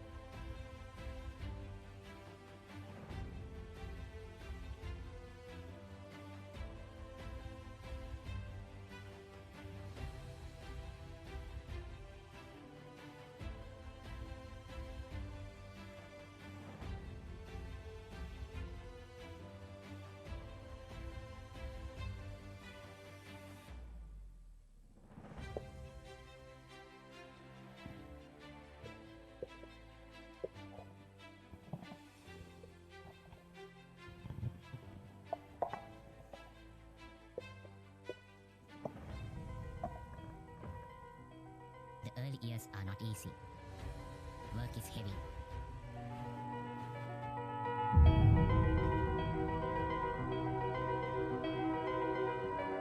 Matan, I was thinking, it's been 2 years of me in practice now. What if I take up a legal aid case? Why don't we...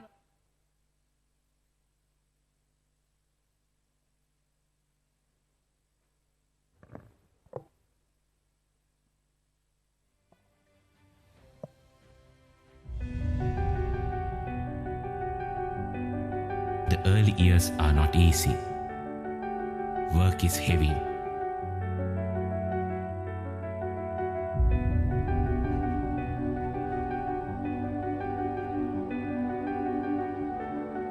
Matan, I was thinking, it's been 2 years of main practice now. What if I take up a legal aid case? Why don't we work on it together?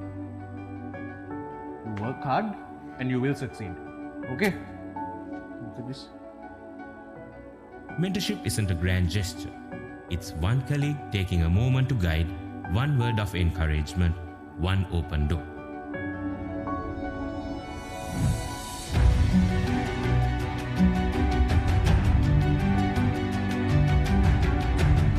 When we mentor each other, we don't just build a lawyer, we build the future of our profession.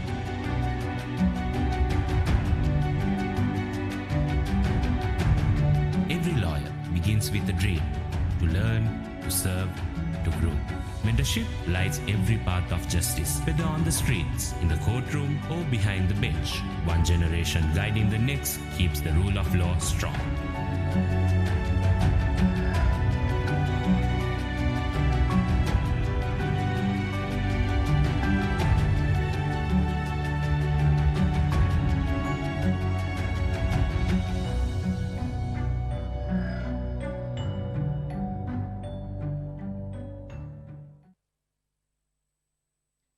With that, ladies and gentlemen, everything is set for the first panel discussion. I take this opportunity to invite onto the stage our distinguished panelist.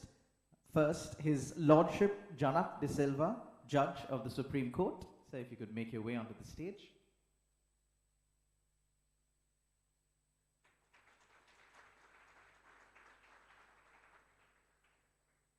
Also joining us for this first panel discussion, President's Counsel Mohammed Adam Ali.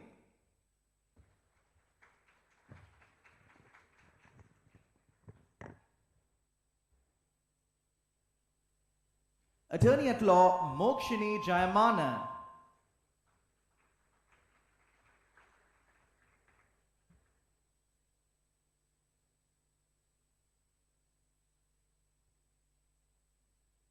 IBA Officer Arush Khanna.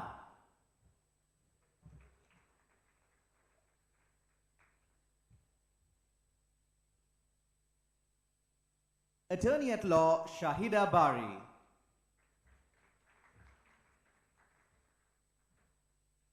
And ladies and gentlemen, please welcome our moderator for this first panel discussion, Attorney at Law Shamali Jayathunga.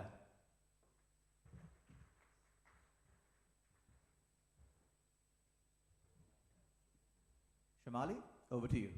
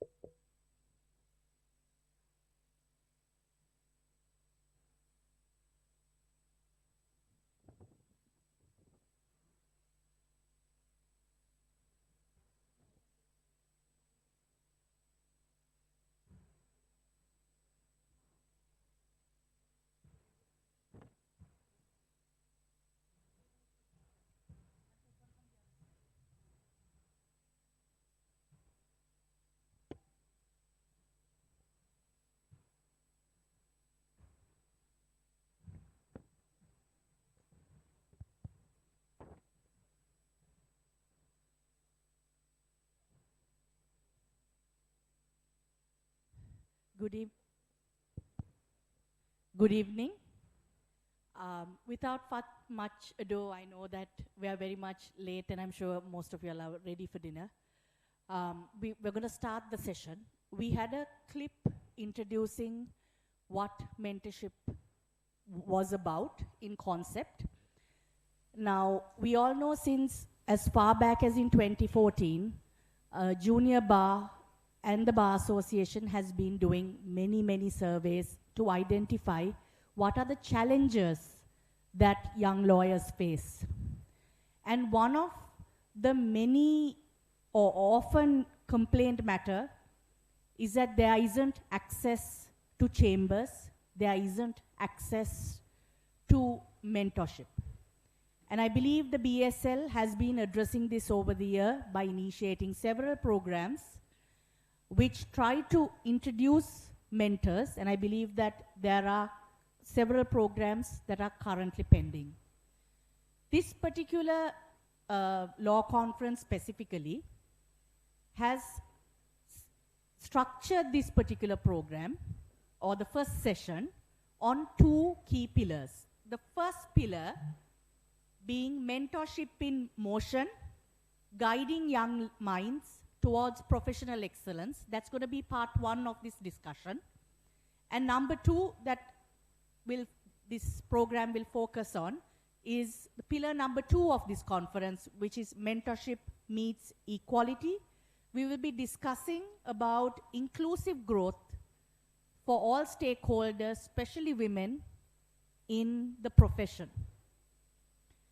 I can tell from my personal experience that coming from a background which had no lawyers in the family, meeting a mentor, a good mentor in my life, as soon as I passed out from the faculty, decided the trajectory of my life.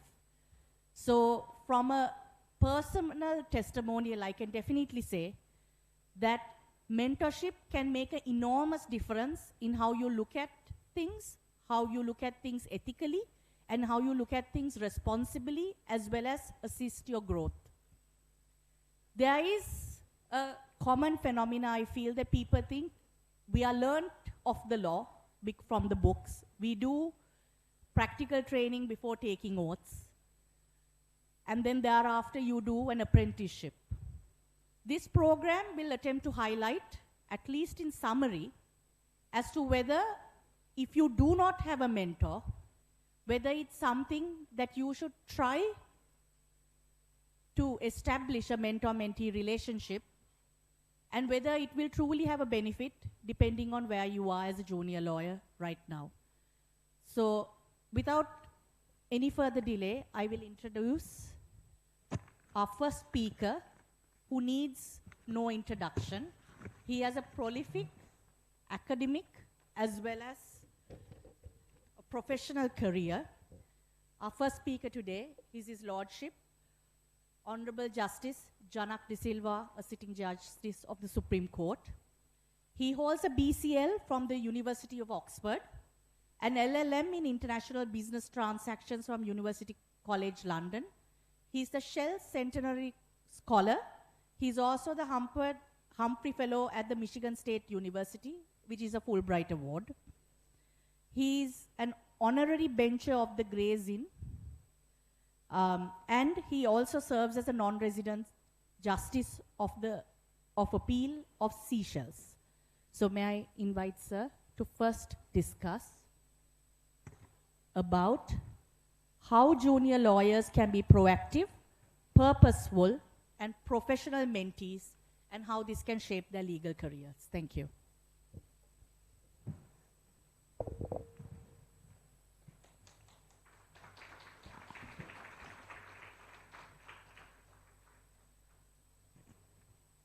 Thank you, Shamali, and thank you to the Junior Bar for having invited me to be part of this important session. I apologize for my voice. I have not been well for the last 2 weeks, so please bear with me.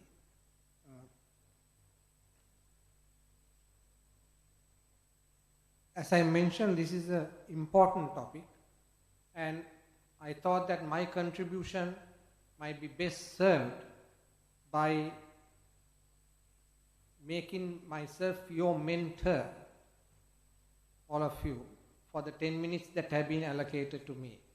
Because rather than focusing on what mentors can do and what mentees can or should expect from a mentorship, I would rather use my experience to share with you some of the lessons that I have over a period of years learned as a mentee from different mentors.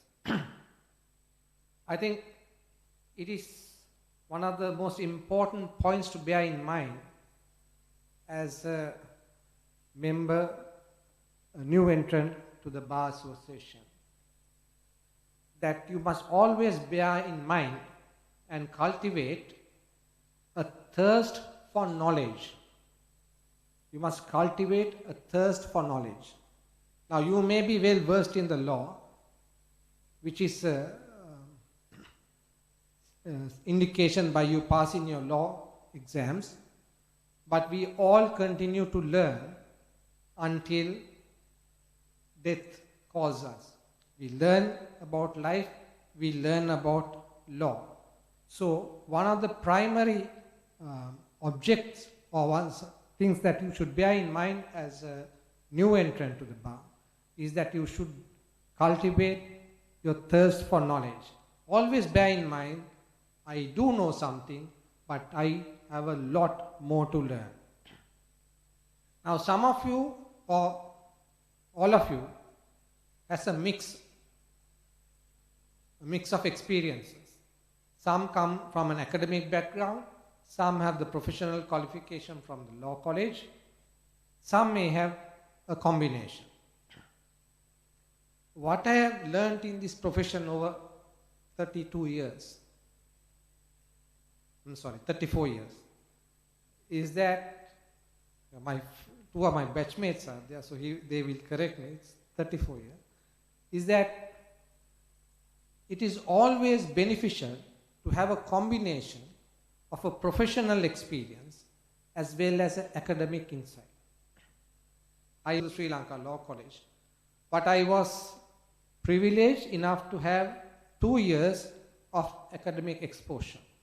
And that made a huge difference in how I look at things now as a judge.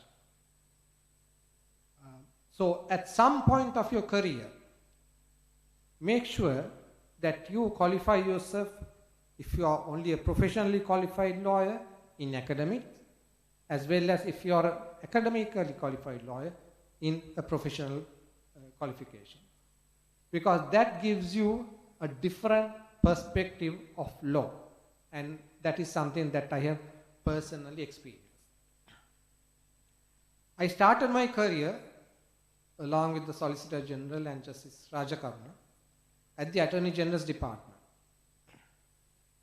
One day when I was in the library, the late Justice Gamini Amaratunga came and told me, you must bear in mind that the first 5 years in the profession is the most critical or the crucial period in your professional career.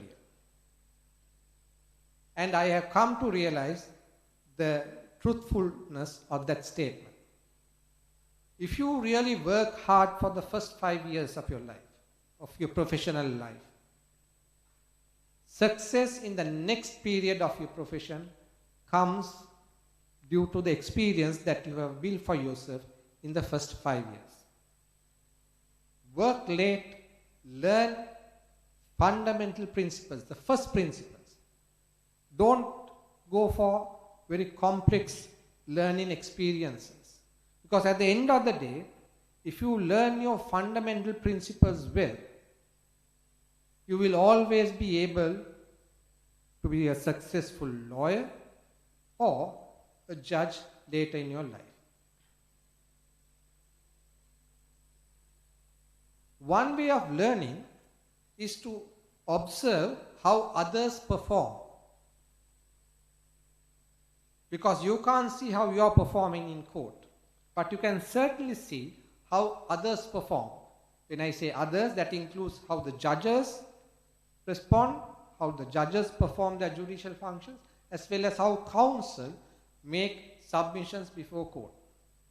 So make it a point to go to court, and even if your case is over, stay behind in court and observe how maybe a senior or may even be a junior, how they perform in court and what are the mistakes they make or how well they perform. And it is through that experience that you can understand and improve yourself as a counsel. As a professional, I strongly recommend that you have some plan of what you want to do in the future. That can be a short term or a medium term or a long term plan. It can be 2, 5, 10-year plan. How you project yourself in the next 2 years. What would you achieve in 5 years and what would you achieve in 10 years? Set your goals and work towards those goals. Because if you don't have a goal, you are just aimlessly becoming a part of the profession without having the desire to advance yourself. Let me share an experience with you. When I joined the Attorney General's department, I was dying to be a part of the criminal side because I really liked the criminal law subject at law college. But I ended up in the civil side and I couldn't get out of the civil side for 25 years at the Attorney General's department because I was not given a chance of changing to the criminal side. Now, although that was a disappointment, the fact that I was on the civil side for 35 years gave me a very wide experience, wide exposure to civil law, which I appreciate very much. So the point that I'm making is when I ask you to set goals for 2, 5, 10 years as a professional, sometimes your goals might not be achievable, but then you need to be flexible in changing your goals and focusing on something different.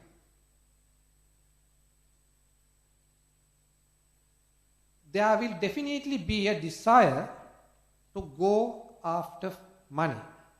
I've been very open about it. My advice to you is don't fall into that mistake. Careers can be built on money, but if that is the only criteria, you might make money in 2 years, 5 years, but you will not have established your practice. What is more important is to establish your practice and your reward will come later.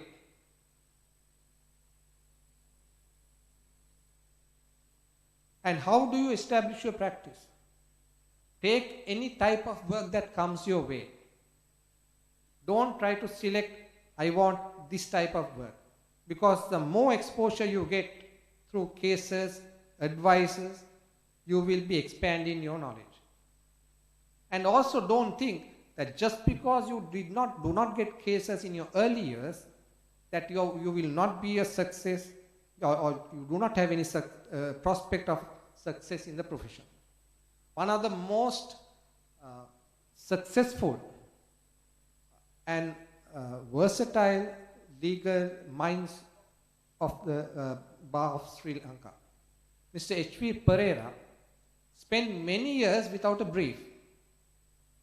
He apparently used to go to the law library, sit there and read through the NLRs in order to learn the law without any briefs.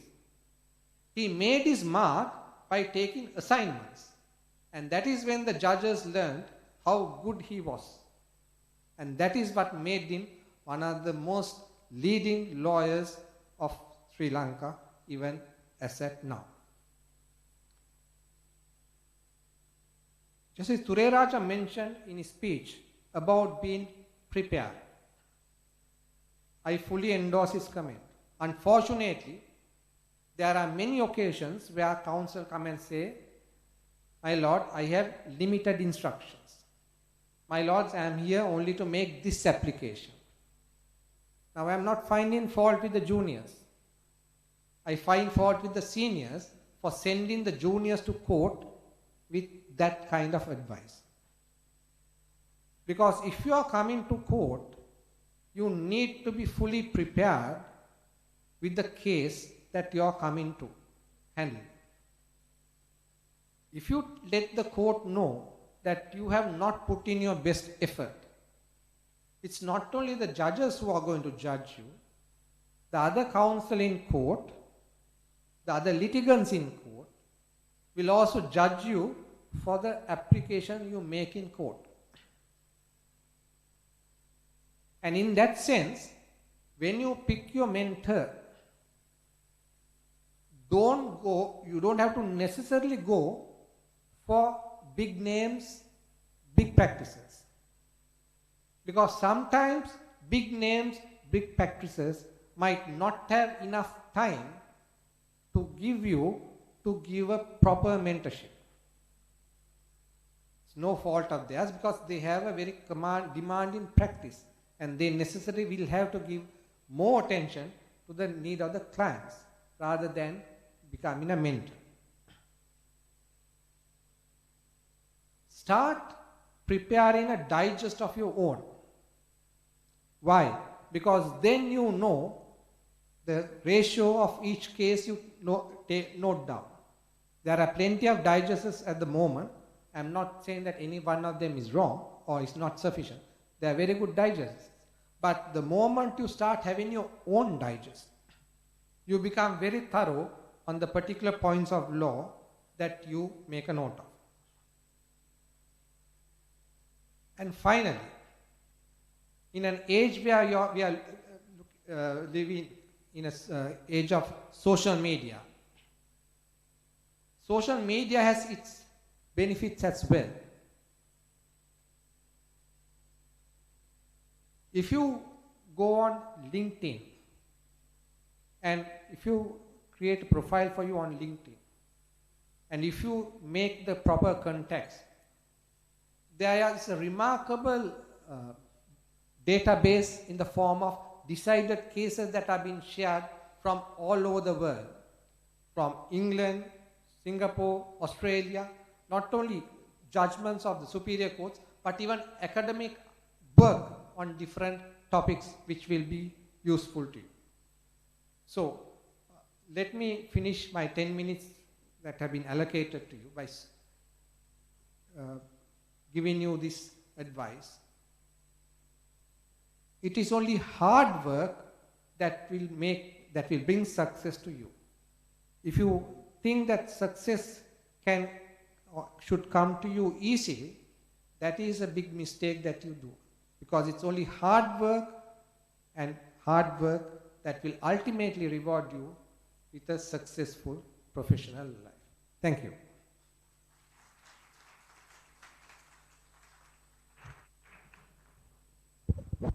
Thank you, sir, for that advice. Before we go on to the next speaker, we're going to have a small poll to understand the feelings of the junior bar members who are present here today and to understand as to how the discussion should go further. So can I request the organizers to put up the poll, please? I hope everybody can see it.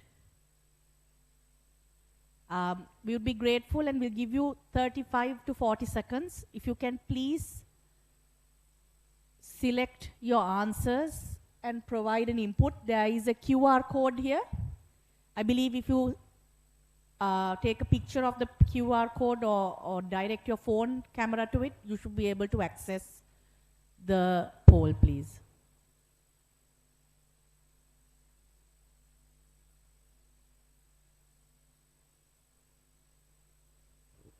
So the question is, what is the most important trait you look for in a mentor?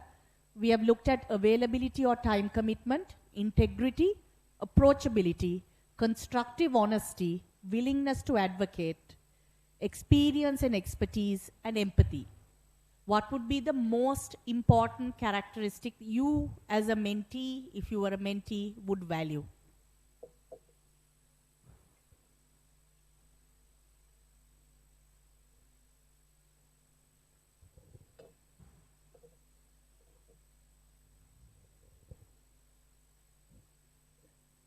Can we have the results of the poll being put up?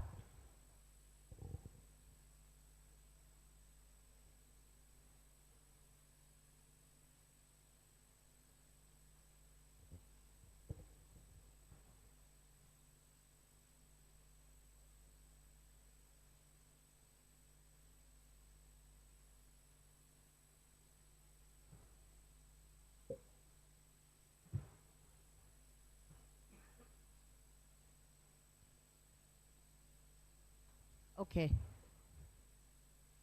I think there are still some votes that are coming in, but I think we can come to some kind of result as to what, as junior bar members, what you value the most. And it appears to be patience, someone who takes time to explain, guide, and support without judgment. And close, secondly, is willingness to advocate, someone who opens doors and supports your advancement. And I think to a great extent, these are actually absolutely important characteristics of a mentor. Because first of all, as a junior lawyer, I understand where you are coming from. You need somebody who is willing to listen to you to provide solutions. Not necessarily judging you for the problems that you have, because sometimes intentionally or unintentionally junior lawyers face challenges in the bar which they may not know how to handle themselves. And the second most thing is, I think point number 2, which is willingness to advocate, also looks at the ability to help you grow as a junior lawyer, which is also very, very important. And it's important that you select mentors who genuinely delight in seeing juniors succeed and who are willing to help them succeed, as opposed to not facilitate that, perhaps for various reasons, including lack of time, etc. So there has been a survey that has been done by the Junior Bar Committee as part of this conference and preceding to that. And one of the biggest issues that juniors have complained, there are many issues that they have complained, but out of that, some of the fundamental findings seems to be that they feel that they lack skills, and they also find it difficult to bridge this gap between mentor and menteeship.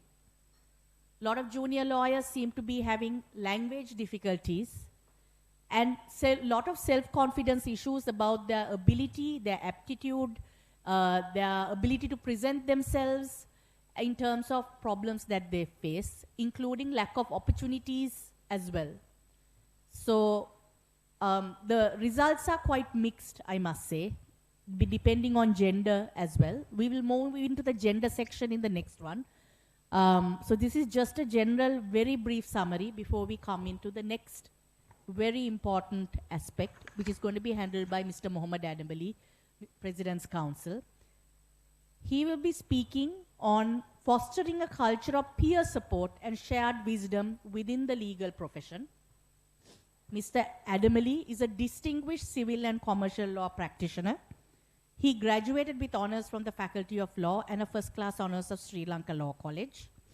He is a leading thespian and a co-founder of Performing Arts Company and serves as a director in multiple public and private companies across several industries. And he has a wide practice across. Thank you.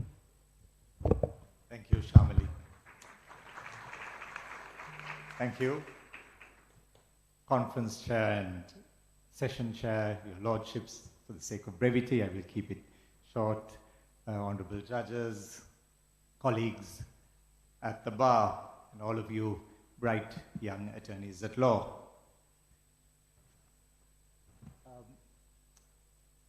The poet, philosopher, and minister Ralph Waldo Emerson made a very meaningful observation, and he said, "Our chief want in life is somebody who will make us do what we are capable of doing." Who will make us do what we are capable of doing.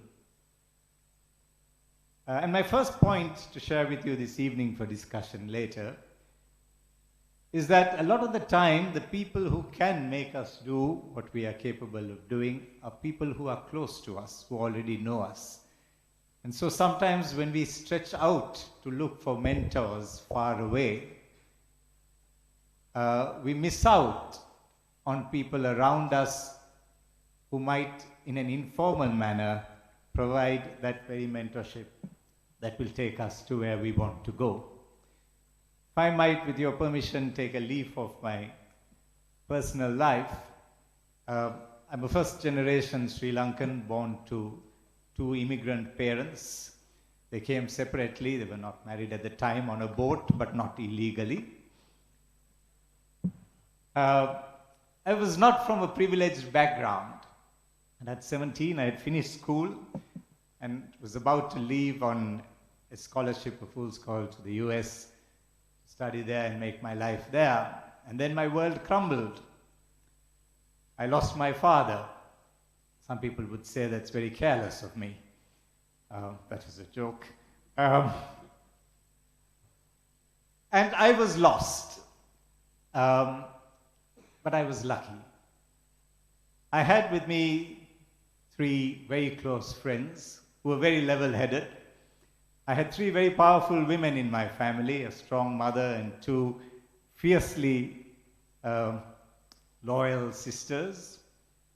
And they together convinced me and gave me the encouragement, the courage really, to be able to be both breadwinner and have an education at the same time, in the face of tremendous pressure from other well-meaning people that I should give up education and now get a job or run the very small business that my father was operating and had no heir to.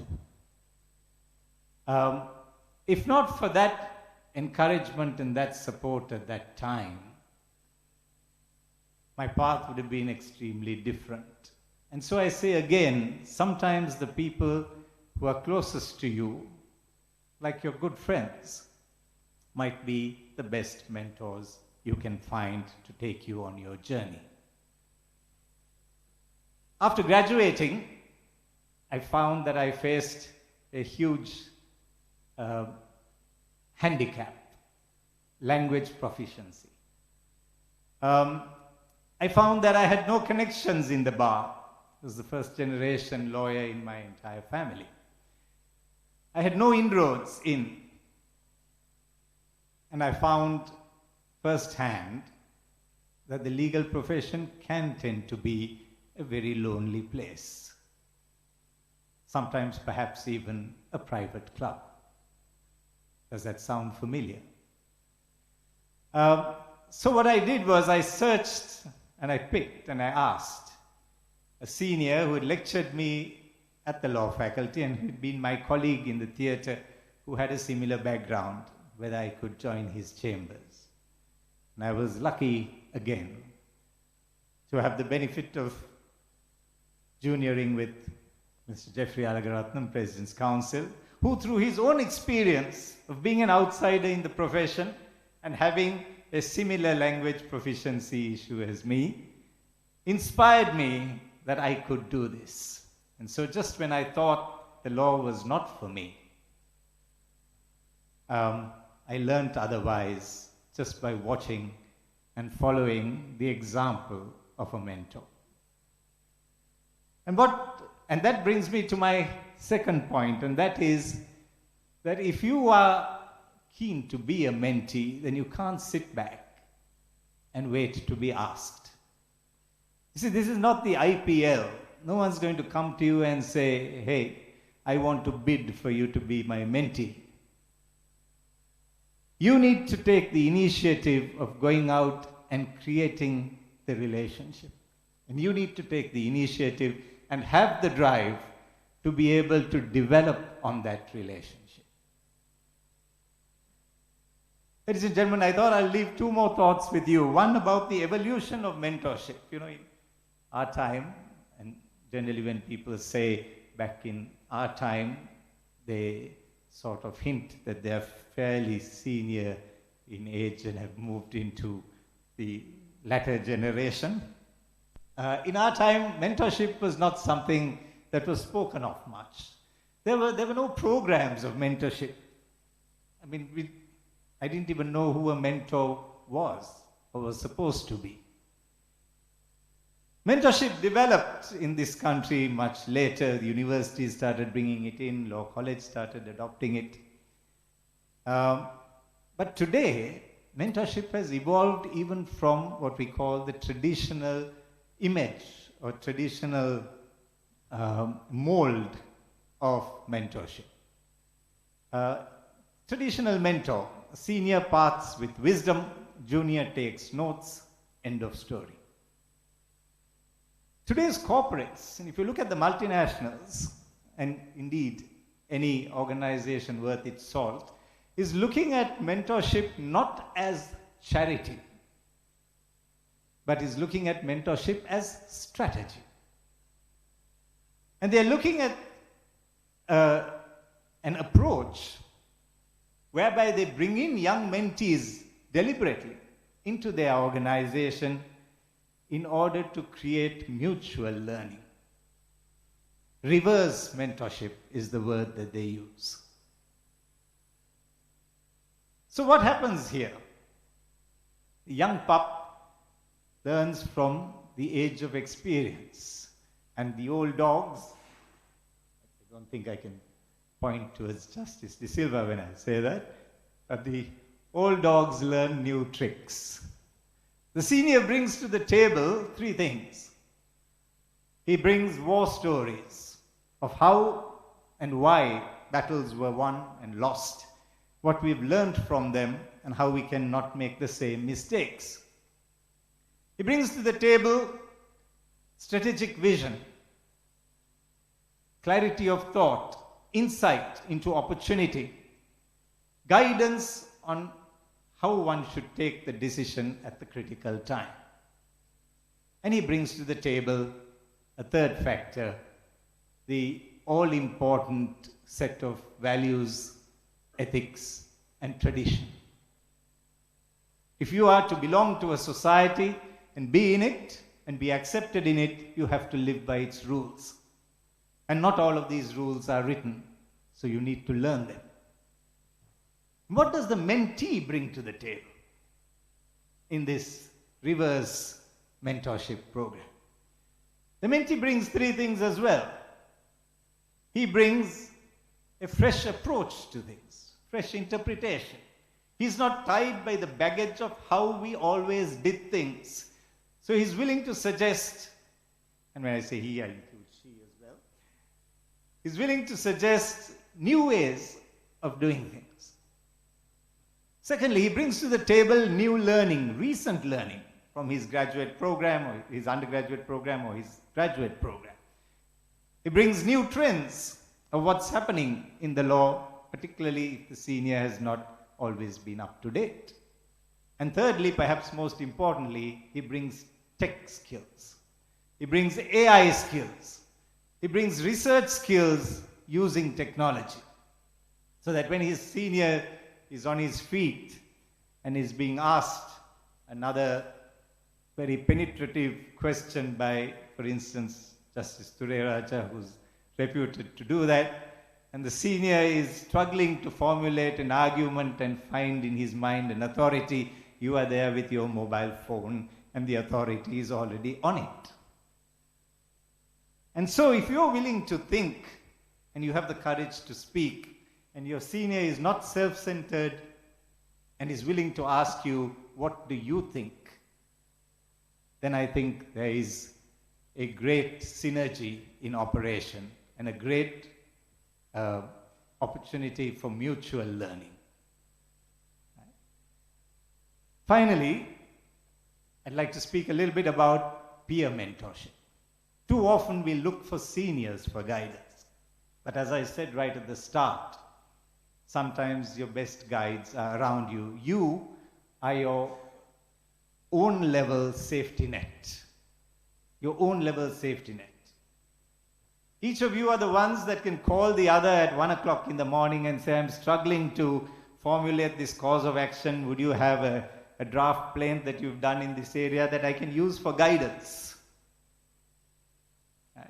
And that you can do only amongst yourselves. And it's easy to do today with technology, with WhatsApp groups.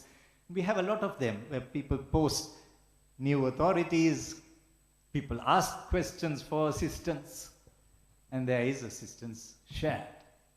So this sharing of knowledge helps you in a number of ways. It gives you a source to go to for guidance. It helps sharpen your own skills. When you're asked a question, you revise, you relearn. And most importantly of all, as in every profession, the network helps to grow the profession itself. And building that network is important for you and for the profession.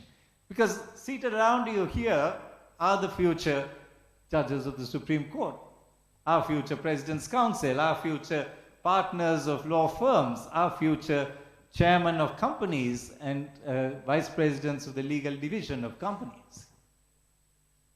That network will stand you good and help you grow together. So raise the bar together.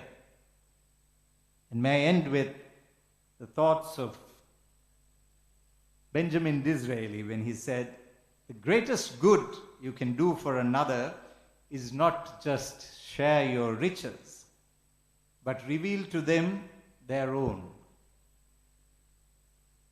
Not just share your riches, but reveal to them their own. Thank you.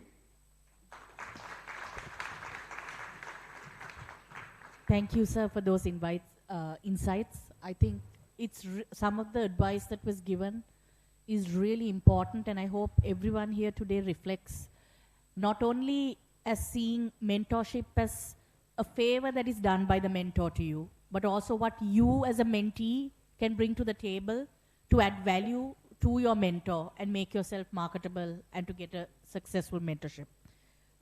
So moving on to the next speaker. The next speaker, we've been focusing somewhat on the domestic sphere as to how you can find mentorships domestically within Sri Lanka. We have our next speaker, who is Mr. Arush Khanna.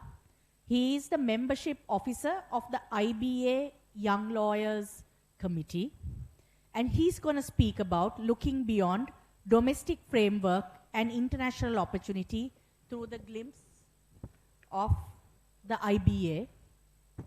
Mr. Khanna himself also has a prolific career himself. He's an FCIAB in arbitration, Chartered Institute of Arbitrators. He's an advocate and legal consultant specializing in commercial disputes with expertise in arbitration, insolvency, real estate, and infrastructure. And he's a co-founder of Newman Law Firms and has represented multinational and Indian corporations before courts and tribunals across India. Over to you, Mr. Khanna. Well, thank you, Shamali. Thank you. Thank you very much. It's an honor to be here. Legal luminaries on and off the dais, senior office bearers of the Bar Association of Sri Lanka, office bearers of the Junior Bar Committee, friends and colleagues, and young and emerging lawyers of this beautiful country. I trust I am audible to the back rows as well. It is indeed a unique honor for me to be invited for this very, very laudable initiative. I must congratulate Reuven and his team, my dear friend Ajra Azhar, who's very kindly invited me to address all of you today. And it is equally endearing to see a packed hall on a Friday evening. It is a rarity in modern day conferencing to have a packed hall like this on a Friday. But I have to admit the topic is such that it needs young and emerging lawyers to pay rapt attention. So it is for good reason that you are all here today to hear seasoned experts share their experiences, insights, and as Adam said, their own war stories with you. I'm here to share a bit of my own as well through this PowerPoint presentation that I have made, through which I'll try and navigate to you as to how a young lawyer can actually harbor and develop a cross-border practice. And I don't say this with personal experience, I am still work in progress. But how can we start? Because as a person who is a part of the IBA Young Lawyers Committee, I'll speak about the IBA soon, I'm often asked this question as a young lawyer, that how can I become an international lawyer? How do I start and build a cross-border practice? So An international presence cannot be built from the four walls of your office or from the three sides of your cubicle. The reality is that we need to reach out to the world so as to make a noteworthy place for ourselves. Gone are the days where the world will reach out to us. We need to reach out for the world. And reaching out cannot be an unplanned exercise. It has to be a strategic exercise because, you know, any international initiative is an investment of time, of money, and therefore young lawyers need to be conscious of that. You need to engage with platforms. You cannot just go out there in the wild and start Googling lawyers, trying to get referrals, trying to make friends. No, you need a common platform where there is a congregation of like-minded people from all over the world. And one such platform, to the best of my knowledge and my experience, is the International Bar Association. And there starts my PowerPoint presentation on the same. This happened automatically, but yeah. So friends, the International Bar Association, as you can see from the screen, is the oldest and the most preeminent bar association in the world. It was established soon after the UN was established in New York. It is almost 80 years old and it has over 80,000 members from all over the world. I'm not going to get into granular details of how the structure is because all that is available online, but all I'm trying to say is the International Bar Association is an umbrella association and it is compartmentalized into various committees that are based on various practice areas and fields of law, so that you can affiliate with one committee and thereby meet like-minded people from that particular practice area. There is a human rights committee for, you know, lawyers who are interested in human rights. There's an arbitration committee, real estate committee, construction law, M&A committee. There are more than 53 committees in the IBA. And therefore, it's not just about joining an association, it's about joining a committee within that association. And one such committee, which resonates with all of us over here, is the IBA Young Lawyers Committee. So who are we? What is the Young Lawyers Committee? It is one of the most popular and populist and populated committees of the IBA. We have over 1,400 lawyers as members of the Young Lawyers Committee alone, and 23 officers. So out of 1,400, there are only 23 officers, and I take great pride in saying that if you saw the Sri Lankan flag right, bottom right, we have the first and only officer from Sri Lanka who's actually made it as an officer of the IBA, Ajra Azhar. She's in the audience right now, and she's really a source of inspiration for all of us. You know, the way she has climbed the ladder of the IBA. So that, and she will, of course, you know, in due course and maybe in the next 2 days, share her experiences of how it has helped her, you know, navigate borders and build a cross-border presence. Because today, whenever she goes to the IBA, and I was with her in Canada about a week back, everyone over there knows her. They recognize her. They know that, okay, if there is an opportunity in Sri Lanka, she's a good contact person to have. So I would strongly recommend, you know, you taking up this option, looking it up at least for possible opportunity. What are the objectives today? What are the objectives? Do we want to confine ourselves to a domesticated practice? If that is the objective, that's absolutely fine to have. Then this may not be your calling. But if you want an international presence, if you want to participate and speak at forums and conferences across the world. We have events in Casablanca, we have it in Toronto, we have it in Melbourne, we have it in India, we have it all over the world. If you want these opportunities to mingle with people across the world, this is a good place to be. Moving on, what do we do? So the Young Lawyers Committee of the IBA, one of the quintessential duties of us as officers of the YLC is to organize accredited training programs across the world throughout the year.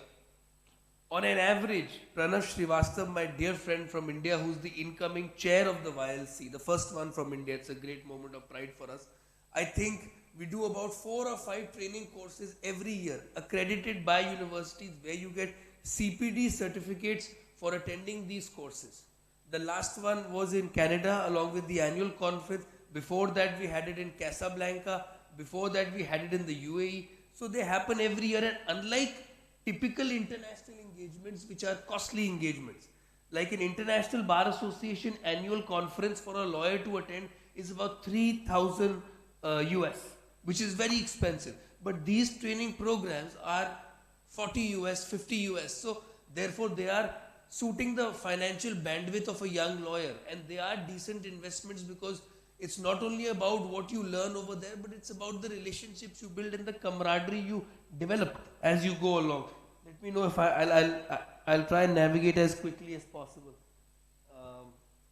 Becoming a member, of course, with any association, becoming a member is the starting point, and I'm not going to get into how you need to do it. There's a website, it is very easy to use, and the annual membership is about £180. So it is not staggering for the kind of offerings it has. Of course, it's not reasonable as well. It is an expensive proposition, but if you see it as an expense, then you'll find that it hurts you. But if you see it as an investment, it will not. Now I want to come to a very interesting part of, perhaps the most interesting part of my presentation today. It is the National Representatives Program of the International Bar Association. Now every country in the world is entitled to, based on their size, have 2 to 3 national representatives at the IBA represent that country. And this is only unique to the Young Lawyers Committee of the IBA. No other committee has it. You get to be a part of a group of national representatives from all over the world. You get to participate in IBA events. You get to promote the IBA in your country, and there are a host of things that you can do. And I just saw the website. In fact, I was reconfirming over the phone that Sri Lanka does not have a single national representative of the IBA. There is an officer, we have Ajra, we have the incoming co-chair who's a part of this conference. I would urge all of you to look up the website and apply as national representatives. It is free of cost. You need to send an expression of interest, a simple form and a profile to the national representatives officer. The website has all the details. And if your application is passed, then you become a national representative, and there your journey to the IBA starts. And I can vouch for it that it is the best gateway to the YLC, to becoming an officer and bolstering your prospects in cross-border practice.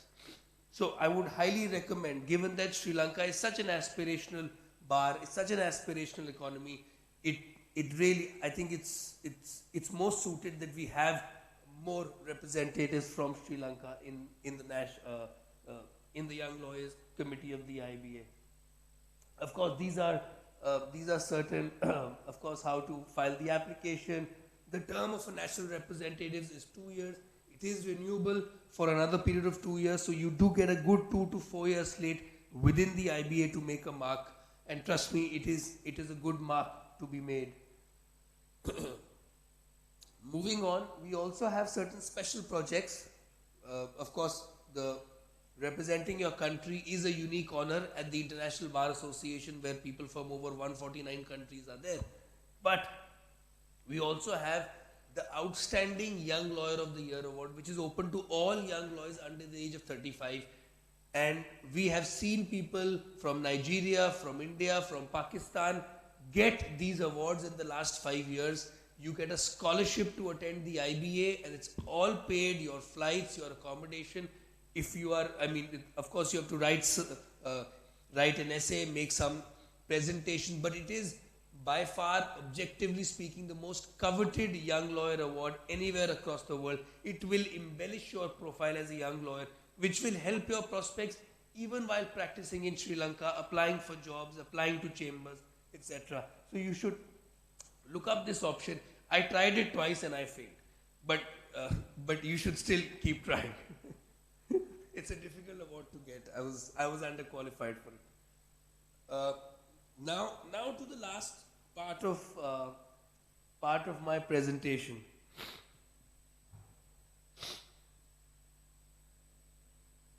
Friends, we've spoken about intellectual takeaways. We've spoken about enhancing your profile. We've spoken about, how we can develop a cross-border practice. But I ask myself this question: what have I been doing in the IBA for the last 8 years? My friend Pranav Srivastav, the incoming co-chair, what has he been doing in the IBA for the past 13 years? He's still young, by the way. What is it that adds to the IBA's recall value? And leave aside IBA, what is it that adds to any international association's recall value? It is not the intellectual takeaway. It is not always the thrill to be seen on an international platform.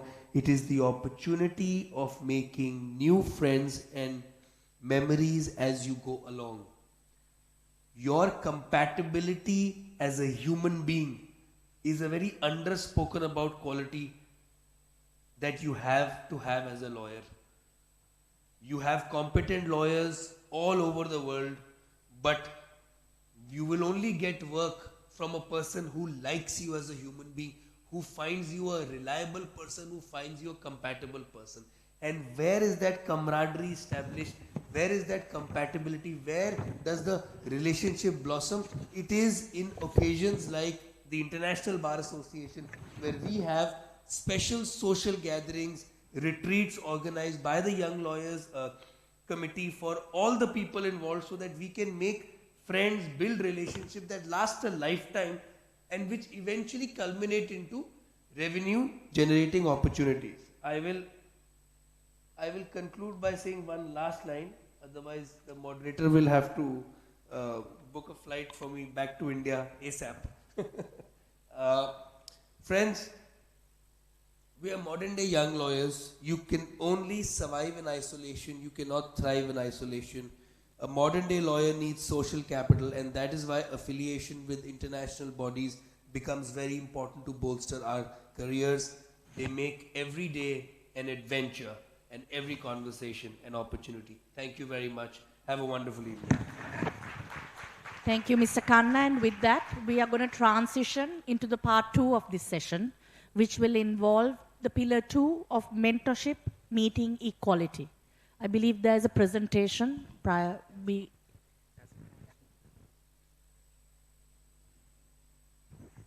So I'm informed that the video will not be shown due to constraints of time. So to transition into this particular session, I will summarize a survey that was conducted with 69 respondents representing all areas, including non-governmental organizations, corporates, with an emphasis as to women and men who are practicing and who are young lawyers. And some of the results of this survey is interesting. Some of them reinforces things that we've already known.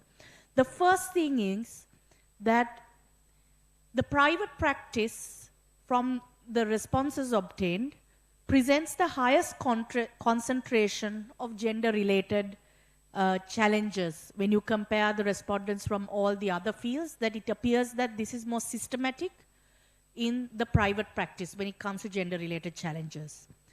The second aspect of this is that women experience more frequent, severe, and varied forms of discrimination than men.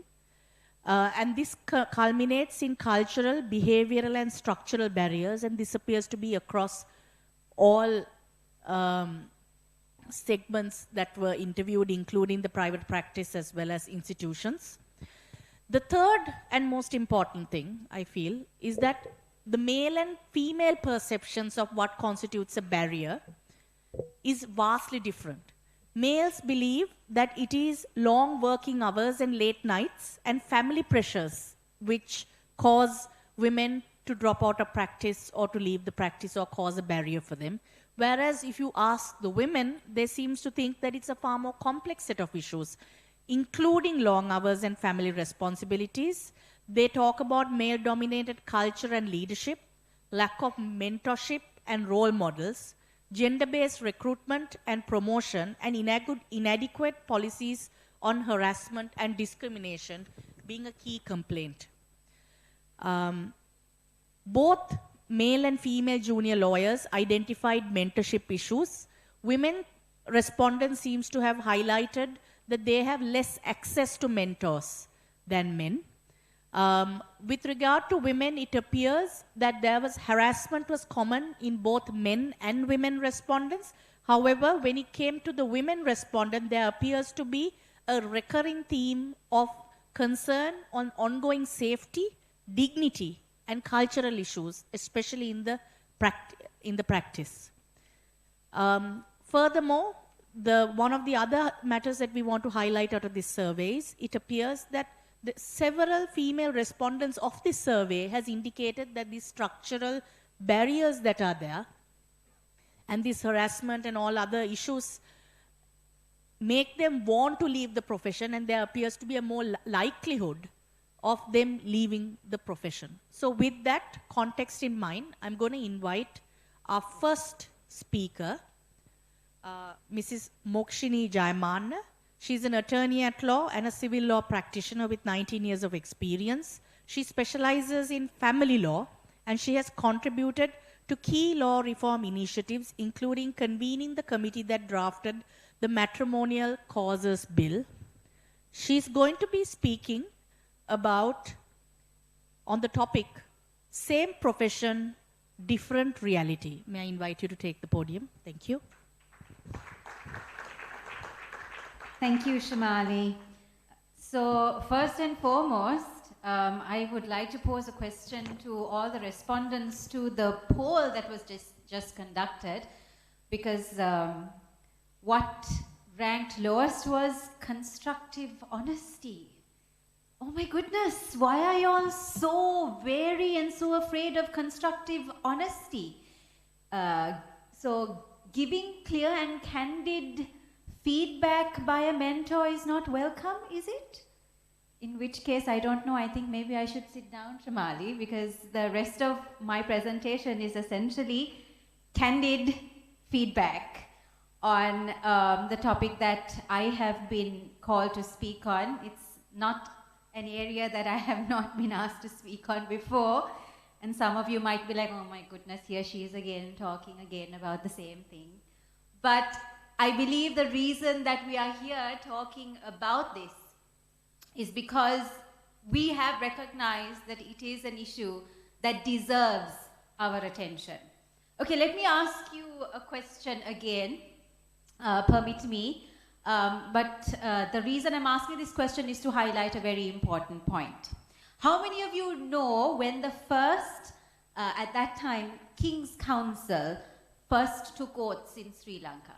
Anyone? Okay, so that was in 1903. 1903. Okay, King's Council at the time. Then we had, so it was Ponnambalam Ramanathan and then Thomas de Sampaio. We had King's Council, Queen's Council, and then we progressed to President's Council.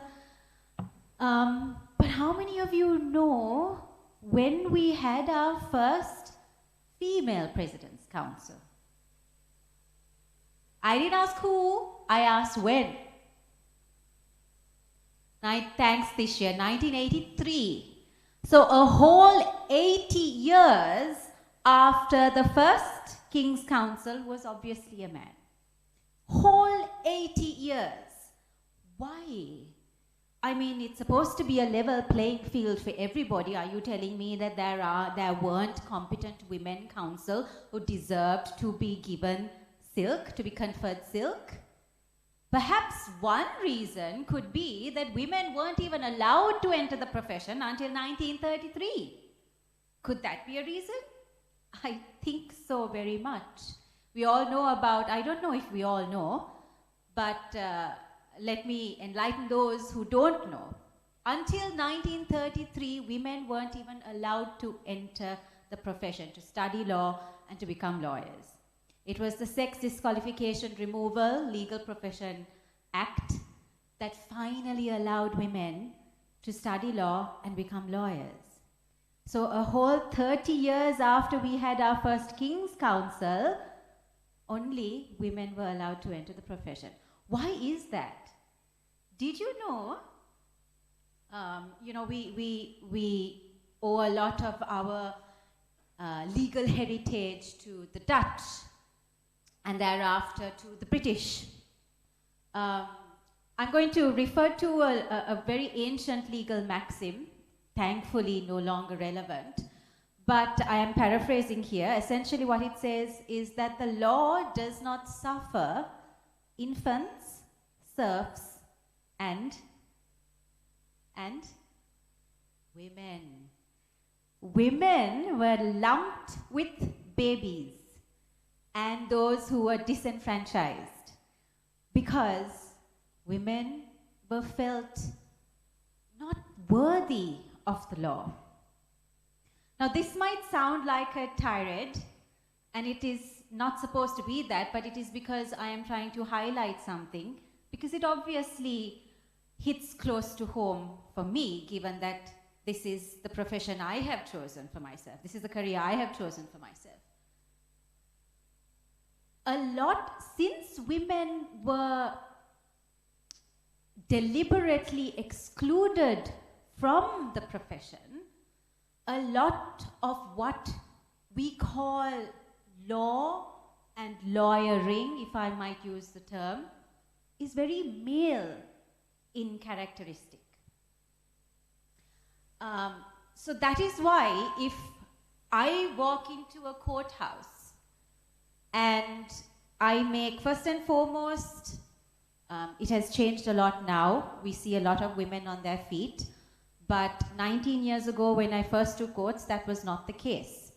When it was very rare to see a woman standing up and making submissions in court. There were only a very few lady lawyers who did that. It was somehow a foregone conclusion that the role of women in the profession would be restricted to filing proxy or being notaries public. And I'm very disturbed. I was very disturbed to find that a few years ago, and this is a true story, a few years ago I was told that at a practical training session at law college, of course I'm sure the person didn't mean it, you know, in a sinister, malicious way, and meant well, simply insinuated that the girls need to now itself focus on studying how to become an instructing attorney. And this is not something I'm making up, this is an actual story. Because somehow, like I said earlier, a lot of what we perceive to be good lawyering is innately male in character. Because women were excluded from the practice and the study of law and the propagation of the knowledge of law for centuries. So that is why after we were permitted to enter the profession, it has taken so long, it has been such an arduous journey for us to make ourselves known and our presence felt in this profession. I say this even despite the fact that, and I'm not ashamed to say this, I was born to fairly privileged circumstances vis-a-vis the legal profession. My grandfather, my aunt, my uncle, all were lawyers.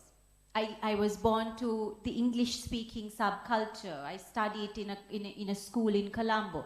This is all, you know, amazing benefits, privileges that I enjoyed. And I'm quite cognizant of the fact that a lot of women cannot ascribe to that kind of privilege. So I'm humbled by that fact as well. And I know that the burden, the responsibility on me is far greater as a result. But the point I'm trying to make is, even despite the fact that my late uncle, bless his soul, I was able to learn the law under his wing. He was a president's counsel, president of the Bar Association, all of that. You'd think that I would get a leg up in the profession. And maybe a lot of you assume so. But my friends, that is not the case. I had to work so hard to get to where I am. And it is only now, maybe 2 years ago, that I finally started seeing the results of the hard work. What Justice Janak De Silva shared earlier on about how the first 5 years of the profession are so critical, that really resonated with me. And my mind went back to how hard I had to work during those first 5 years. But it continued. It still continues. How do I say this? Why do I say this? Do I say this out of personal experience? Yes. I have seen men younger than me with far less experience having a far more vibrant practice. This was, of course, a few years ago, despite the fact that they were much junior to me. With apologies to the men in the room, I consider you my allies, but I think we can all accept the fact that men, when they enter the profession, they enter with the presumption of competence. There's a presumption that you will be good at what you're doing by virtue of the fact that you are a man doing this job. But if you're a woman, the presumption is quite the reverse. The presumption is, if you work hard, Nangi, you will really get far. But you must work hard, huh? I will touch on this as well, but it's not just how difficult it is. Even for me, I feel like every single day is a struggle, a good struggle because I love my work. But every victory, because there are so few opportunities out there that I have the privilege of enjoying every now and then, every victory feels like, say for example, Max Verstappen at the Belgian Grand Prix in 2022, and every defeat feels like Kumar Sangakkara at the 2011 World Cup Finals. Devastating. I'm just going to also add a few experiences from my personal career, my life as a practitioner as well. Just because I know Shamali wanted me to share a few of these personal experiences. Yes, okay. Thank you. I'll wind up soon, but permit me. It's not just the having to work hard and the difficulty in getting to where you want to go, but it's also the other obstacles that you face that are a little bit more sinister and not very visible. It's the snide comments in court, either by a senior, a colleague, or even from the bench. It's very, very discouraging when you go well prepared for your case, but you also have to put up with these very, very uncalled for comments about how being a lady lawyer means these different things. In a district court several years ago, I had to conduct it wasn't a pre-trial, it was first day of trial. That time we didn't have pre-trial. I think it was my first trial that I was handling. I got up and marked my appearance and I said I was ready for trial. And the district judge looked at the other gents in the front at the bar table and gave a sideways glance and said, Ms. Counsel, the stenographer wants to know whether you're Miss or Mrs. Now, would a man ever get that kind of joke? No. I don't know to date how I mustered up the courage, but the words came to me pat. I said, Your Honor, my competence is not determined by whether I am Mr. or Mrs. And then he said, right, okay. So yes, I will stop there, but only say that the obstacles are some are visible, some are invisible. And we need to say enough is enough. But I'm also going to say this, the obstacles also might come by from other women in the profession. And honestly, ladies, that is the worst kind of betrayal. The worst. When you see another woman doing well, go up to her and encourage her, support her, send briefs her way. To date, I am yet to have a woman instructing attorney instruct me consistently. I take it upon myself to send my cases to lady instructing attorneys because I know that that's one way I can prop them up. Why? It's quite unacceptable, honestly. It's quite unacceptable. There's just only one lady who consistently briefs me. Yes, so with that I will end. Thank you. Thank you, Mokshini, for your personal insights on this matter. Our next speaker is going to speak on women lawyers walking the tightrope, pacing the journey, and staying the course. Our next speaker is Mrs. Shaida Bari, attorney at law, who is a former Deputy Solicitor General with over 25 years of experience. She's a barrister at law of England and Wales. She's a member of the Chartered Institute of Arbitrators and heads her own chambers. She also serves as a director of the Data Protection Authority. She has distinguished academic credentials from LSE, Oxford, and Washington College of Law. So, without further ado, may I request you to take the podium. Thank you, Shamali. When Shamali was talking about my credentials, I realized that those accomplishments and accolades do not really tell the whole story of who I am. It does not speak of the struggles and the anguish that I had to go through to be where I am today. So if I can start with a very small anecdote. After I had left school, I was a product of the 1990s, early 90s. The universities were closed, so I was waiting to enter law faculty. But time was passing by and the universities weren't opening. So in that time, I opted to teach at an international school, and I was assigned the nursery and grade 1 to teach. In the meanwhile, I got this studentship to the London School of Economics.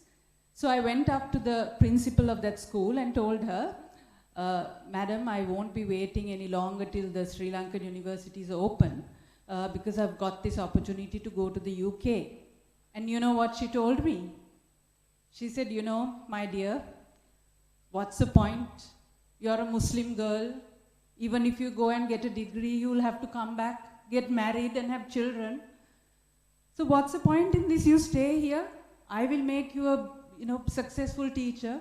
You stay here, you teach, and then your life, you will be better off. What's the point in going to England, and what's the point in you getting this degree? But somehow, even though I did think that there was some truth in what she was saying, I decided to defy her advice and take the opportunity that I had got and go to England. And I am glad today that I didn't take her so-called words of wisdom. But for the ladies out there, let me tell you, the journey as a lady lawyer is not easy. Because what the male lawyers don't face is the challenge of being a mother, a homemaker, and a carer.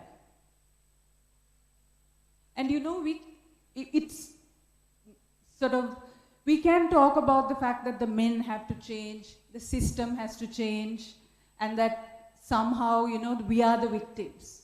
But when you have to face reality, when you are at the beginning of your career and you have to forge ahead, there is absolutely no point waiting for those changes to happen.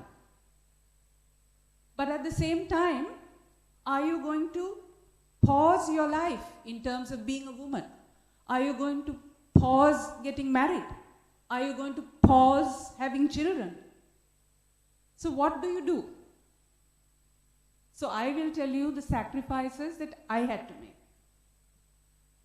Difficult choices. I decided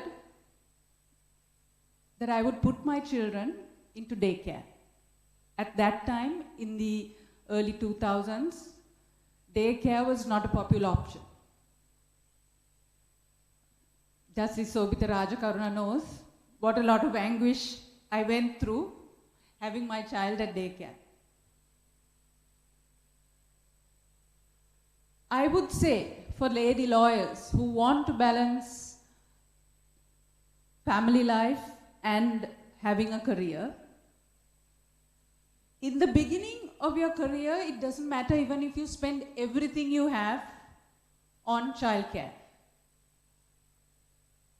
because that enables you to stay in the profession. However guilty you feel, however much you go through guilty mother's complex, just fight it. Fight it and stay in there and spend whatever you can, even if it means that you only got 100 rupees left to do the rest of your stuff. Do it. Because you have to bring up your children have to come out responsibly, but at the same time, for you to get out of your career and have a long career break does not make sense. So I would say the first piece of advice, if you want to stay in this profession, spend whatever you can at the beginning of your career on childcare. Don't think about saving. Don't think about, whether you can build a beautiful house, whether you can sort of go on your holidays. If you want to have children, if you want to have that life, a family life, don't hesitate to spend on childcare. That's one piece of advice that I can give about the women who want to walk the tightrope. Of course, those who do not wish to have that, those who do not wish to opt for balancing the, carer and professional woman lifestyle, then, it may not be as challenging. But for those of you who do want to, the first piece of advice is don't stint on childcare and don't think of saving at the beginning of your career. Just spend on childcare so that you have the freedom of coming to court, not thinking about whether you have to run back home because your children are well taken care of. So that's one piece of advice. Then another piece of advice that I would give for lady lawyers is that even though I do appreciate very much Justice Janak De Silva's advice that we have to have goals, when you are struggling to balance life with a professional career, sometimes just hanging in there and being there for a small period of time is more important for a woman. Because when you're struggling to deal with children, struggling to deal with looking after a household, struggling to deal with taking care of parents, all of these kind of converge on you almost at the same time, maybe for 5 or 6 years. When your children are bigger, when they're 6, 7 or 8 years, then the pressures lessen. So for the first maybe 5 to 6 years of your life, if you're bringing up children, I would say go slow on your goals, but stay in the profession, work hard, be steady. Whatever you have to do it very well. But don't get into this whole don't get into a competition. Don't allow yourself to be in competition with anybody else. I would say you define your own standards, be the best person you can be in that moment, and just pace your career out. In a few years' time, things will settle. Your children will be grown.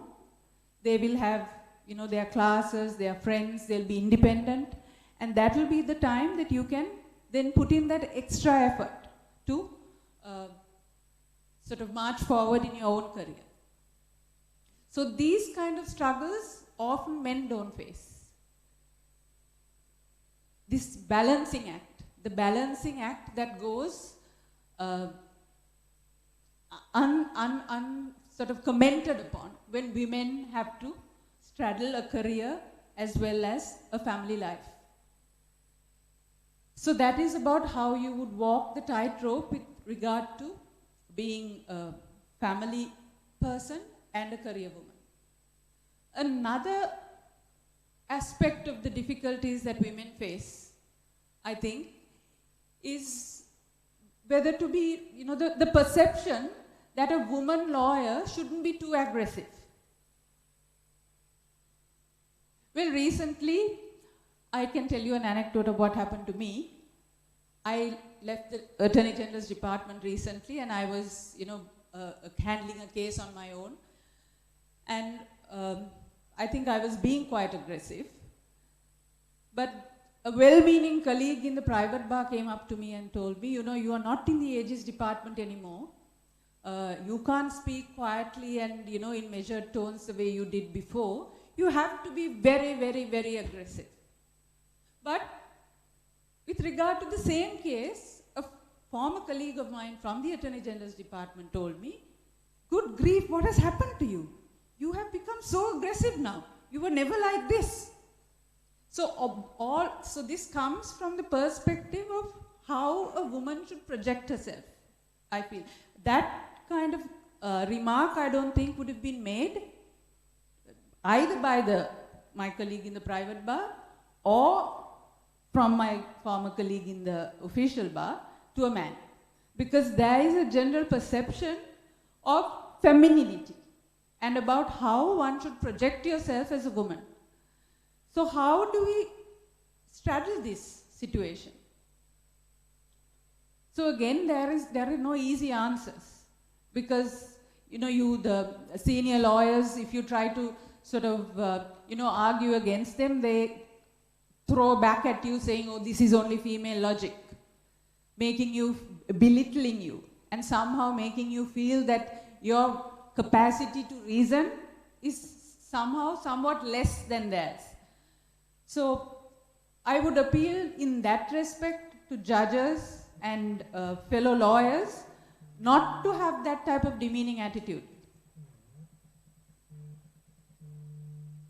Respect the ladies for their abilities and don't actually expect them to be shouting and screaming like some of the male lawyers do, because they are not blessed with that type of voices of high decibels.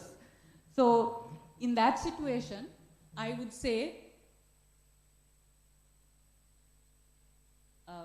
so that is another challenge that the ladies face. So I'm told that my time is up. So what I would then invite the ladies to do is to make sure that you stay in the profession.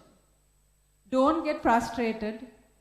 Don't be put off by the fact that you want to have a family. Don't get put off by the fact that you want to get married, you want to have children, you want to care for your parents, you want to take on all those responsibilities. Do so, because ultimately you don't want to come to the, be 40 or 50 years old and regret that you gave up all of those aspects of being a woman. But do it in your own way. Don't compete with others. Be the best versions of yourself and have your goals calibrated somewhat differently to the way the male colleagues do. But in time, you'll be able to be on par, but just stay your course. Thank you. Thank you very much. To round off this session, I'll just summarize some of the things that I've learned, and I'm sure something that you all will all have your takeaways. We've had some 5 eminent panelists talking about how to use mentorship to your advantage, and they've even given you their anecdotes to be a mentor themselves throughout this session. Some of the things I'd like you to think about as we finish this session is the importance of perseverance as a junior bar member, how it isn't easy in the first few years, and don't take it for granted that it's going to be easy. Be aware of the realities and be ready for the challenges. Be brave, push yourselves, challenge yourselves, understand your needs, and reach out to mentors. They may not come knocking on your door, but you can certainly go knocking on theirs, metaphorically. The next piece of advice that I thought was very useful is don't always look for mentors in the concept of seniors. There are so many other people who can help you, guide you, from your family members to your peers, and looking at people from different walks of life, and not necessarily a senior lawyer necessarily. Lastly, but not least, raise the bar. Be the best version of yourself you can be. Thank you very much for listening to us, and thank you for being a lovely audience. Good night.